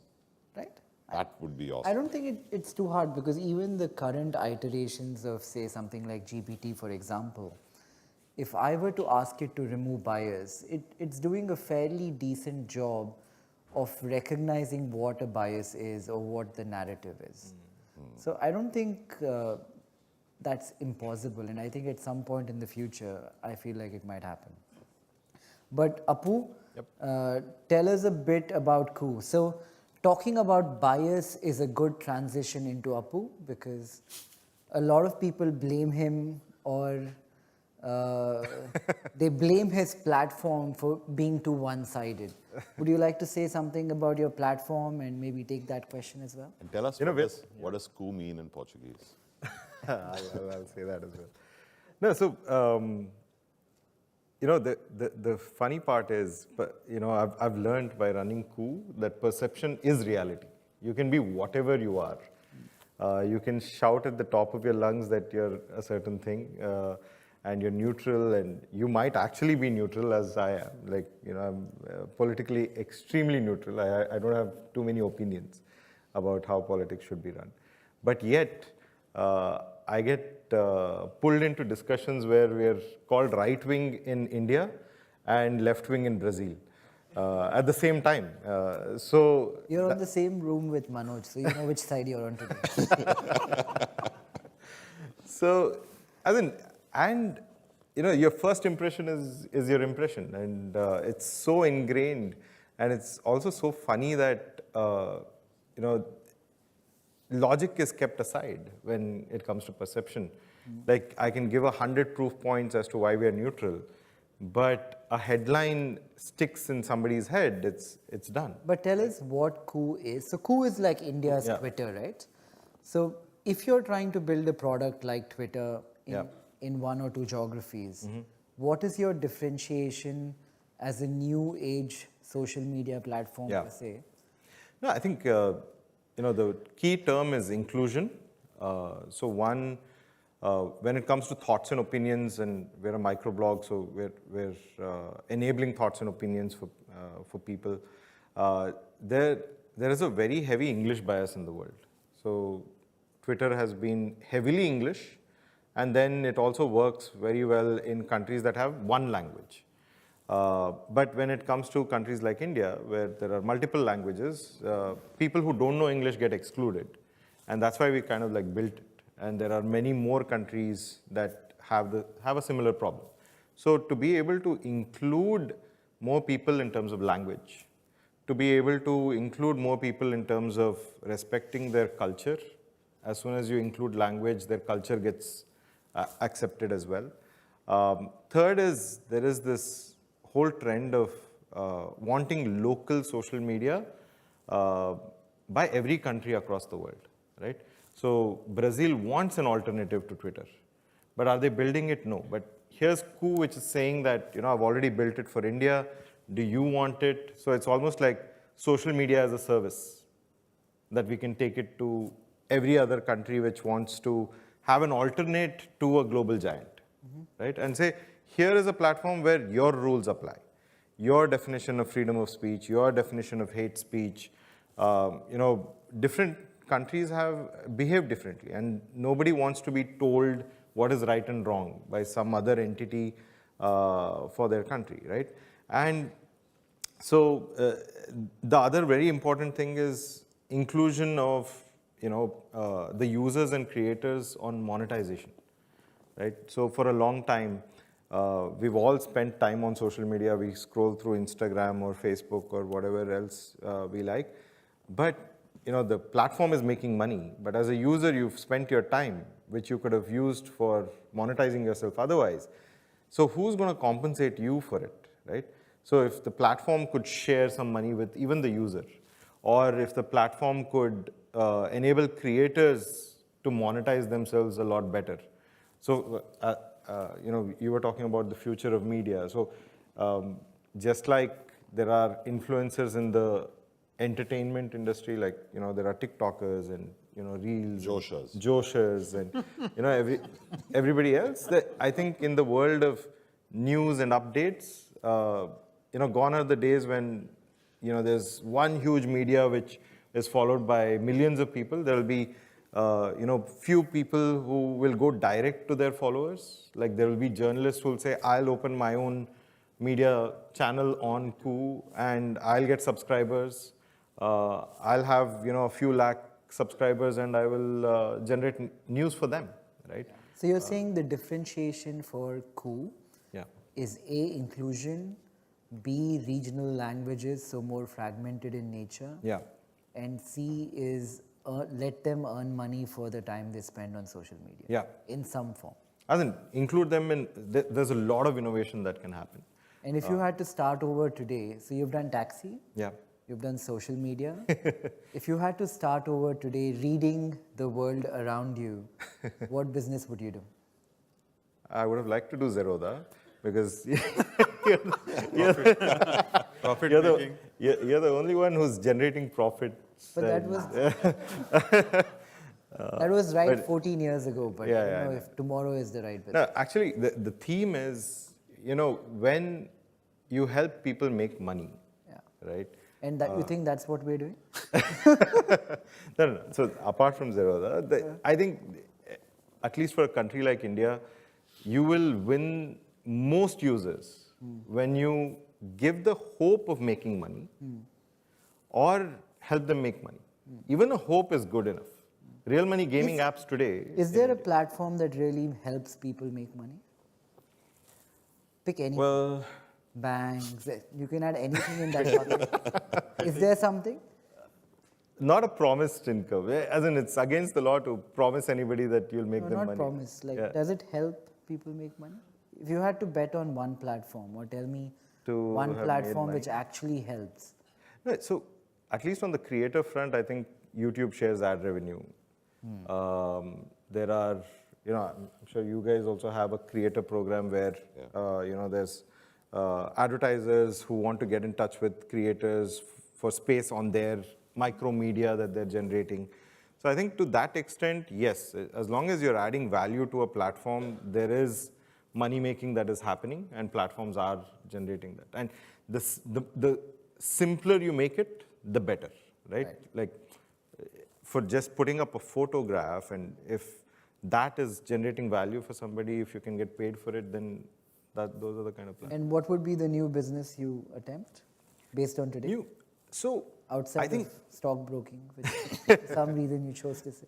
So I think building for augmented reality. Like if you just think of what's going to happen when we all wear Apple's Vision Pro, there'll be live liking, right? Like I'll be wearing it. There'll be people in the audience who'll, as soon as I say something, there'll be a like flashing up at the top of my left eye, right?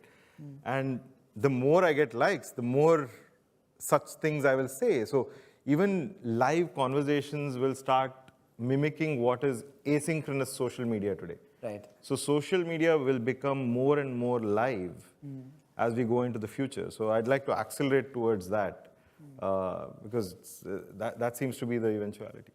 Interesting. Sujit? Yeah. What do you do at your current job now? And if you had to change and start something new altogether, what would you do? Yeah, if you'll see, I always have a philosophy to work on your strength, but there are lots of logic which doesn't fit into your strength. So keep changing yourself with another mantra. So if you'll see last 15 years, I'm directly into the e-commerce and commerce space. In commerce, we have built capability which are long-term, like supply chain, logistic, merchandising, pricing, lending, recovery. And these are hard capabilities, like it was always happening. But the form which we have adopted use technology a lot, like developing backend. I think somewhere our muscle memory is build the capability, or mind, for the longer term. But at the same time, where a country like India, which is evolving, growing fast, and if you'll see, user, in whole India, you can divide in 3 buckets. Let's say bucket A, B, C. In bucket A, which is, let's say, I'm just keeping a number, more than $6,000 per capita, which is more than 250 million people. Bucket B, which consumes more than 1,000 SKUs. Bucket B, which is again 400 million, consumes around 200, 250 SKUs, and income level is around 1,000, 150. There are another 600 million which are consuming less than 50 SKUs, but per capita income is less than 500, something like that. And these buckets, if you'll see, the fastest growing bucket is bucket A as a percentage wise, because everybody knows the number. In that, I believe there are lots of opportunity which you can build capability-based business, which can be online, offline, using all these methods of, you can use social media, influencers, but at the end of the day, what the purpose, like you are solving commerce, are you solving education tech, are you solving, let's say, agri-tech, health tech, so many opportunities. So in that, you cannot do everything, I understand that, but I believe there are capability-based business in India which are huge as an opportunity. I think I always gravitate towards those businesses. Do you think the consumption story that is being narrated around India, that the number of people consuming and the amount of consumption is going up drastically, do you think that's true? And how big is that market? If I were to sell a pair of shoes made in London worth $100 in India, how many people would buy, or what would be my market size? It's like putting the data, but one thing I can say that those space where you call it luxury, just because the average price is very high. But if you'll track the data, the fastest growing sector, though the base you can say still is lower as a base, but the fastest growing in the world are those price points in What India. is the price point? If you'll see, and you are also invested there, let's say Main Street, one of the startup, their average selling price is around $300 shoes. And they are growing, like every quarter they are doubling up. Though might be monthly they are doing, I don't know, $1 million something like, but that's the growth. So those sectors are growing fastest. If you'll see another, and one more, if you ask me personally, I'm also biased in one sector, which is QSR. In India, like 6-7 years back, might be 20 years back, global QSR chains have entered. But if you see the growth in last 5-6 years, in last 3-4 years, they are growing the fastest. And some of these QSR, international QSR, their overall market cap is bigger in India than the global. Maybe tell everyone what is QSR. Quick service restaurant, I think everybody understand that. Like, Who knew what QSR was and who did not? So everybody's been wondering, what is this QSR? People should watch more YouTube channel then. And WTF format is very different here. In India, it's the format's longer. Here it's clicking 30 seconds. There we are talking 4 hours. So we have lots of time. Yeah. So the QSR, again, I'm saying because in India, so if you see US, around $2 trillion, $2.5 trillion retail market. 70% of attachment to the real retail industry, almost like 1.6, 1.7 trillion. In India, guess our retail space is around $1 trillion, around 800, 900 billion dollar. Guess the QSR industry in India, maximum $60 billion. If we'll see 70% attachment has to come over, let's say, 10 to 15 years, then it's a huge space. Any of the, let's say, CAGR, you can say that might be it will take like minimum 30% every year, it will grow. So, and in India, there are lots of sectors like this, like influencer economy, like Gen Z we are talking about. The commerce natures are changing. So when we are building this capability in India, when I was heading supply chain in Flipkart, I think the next day delivery or 2 days deliveries where the toughest capability has to be built.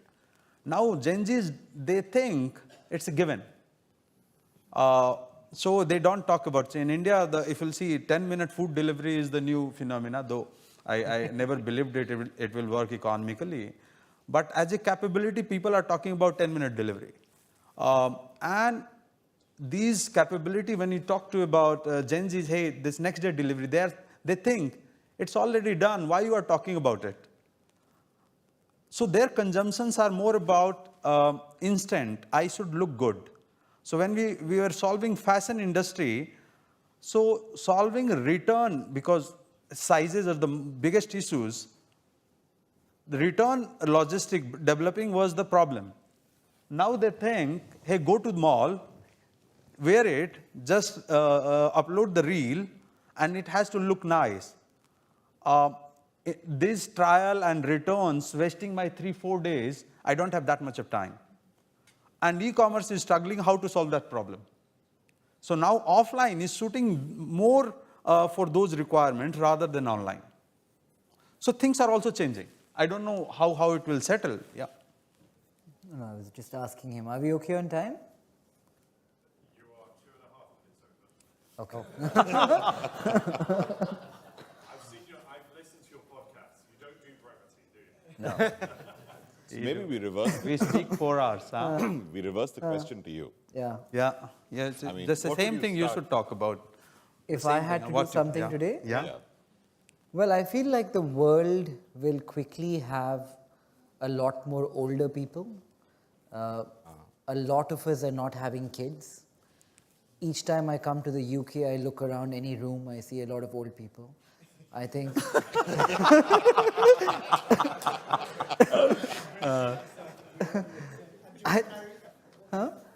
I think the Western world, it's happening faster, but it's also happening in India.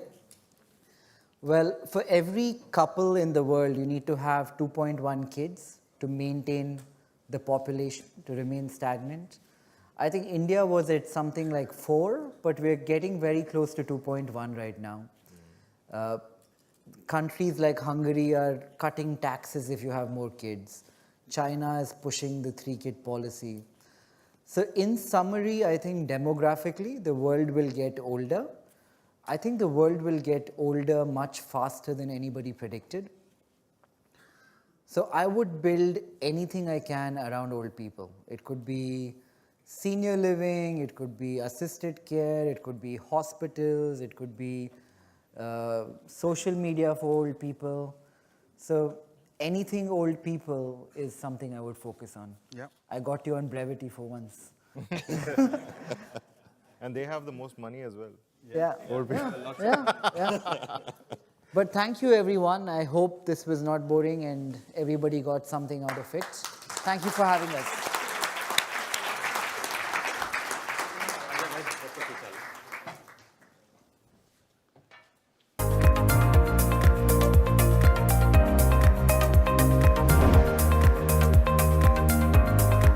Thank you. That was great. Thank you very much. That was really good. Thank you. Thank you.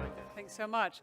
I actually learned quite a lot from your podcast, Nikhil, on what is WTF is ChatGPT. I listened. Took me 3 dog walks, however, to get through the podcast, but it was very good. Well, that is almost it from the Indian Global Forum today for 2023. We've knit the threads together into a rich tapestry between the worlds of politics, business, and entertainment, and hopefully given you all a little bit of pause for thought. Edie, here's a question. What made you pause for thought today? Well, I was very sorry I couldn't get Sir Keir Starmer to promise to send back the Kohinoor diamond. You tried. I did.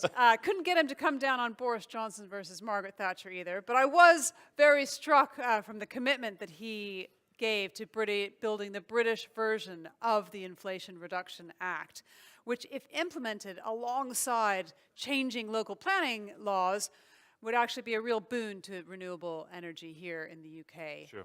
What was your standout moment? I think our discussion on climate and AI, and what was really heartening about that was that whilst we must do something on climate quite clearly, we have time right now to shape the future of AI. And I like the fact that it wasn't either or. AI could prove to be some of the solution to the climate challenge. And so working together, we can maybe potentially make a difference. So those conversations are going to continue, of course, both in person and online. Tomorrow's the UK-India Infrastructure Summit. That's at Mansion House. And the Disruptors on the 10 session will happen as well, navigating towards innovation and inclusivity. Wednesday, Edie will be with you hosting the IGF studio. There are also the IGF dialogues and summer reception at the Taj Hotel. On Thursday, it is the Culture Summit and, of course, the very glamorous UK-India Awards. And as if that wasn't enough, Friday is the Founders and Funders Forum Retreat at Windsor. What a week. I know, what a week. So plenty ahead. Thank you all for your attention, for your company here today. Hope to see you on Wednesday as well with me. So from me, Edie Lash, it's farewell. And from me, Ben Thompson, thank you for your company today. We'll see you very soon. Bye-bye.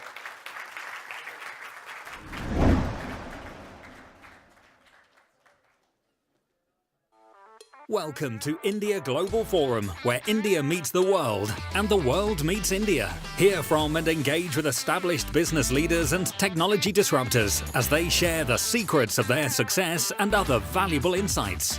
Interact and network with the most influential, innovative and enterprising minds. Join India Global Forum, the agenda-setting platform on a mission to spark new opportunities across the world, and find out how you can get involved across our key conversations on climate and business, technology and innovation, entrepreneurship, women in leadership, and our UK and UAE forums. Log on to www.indiaglobalforum.com and join the conversation.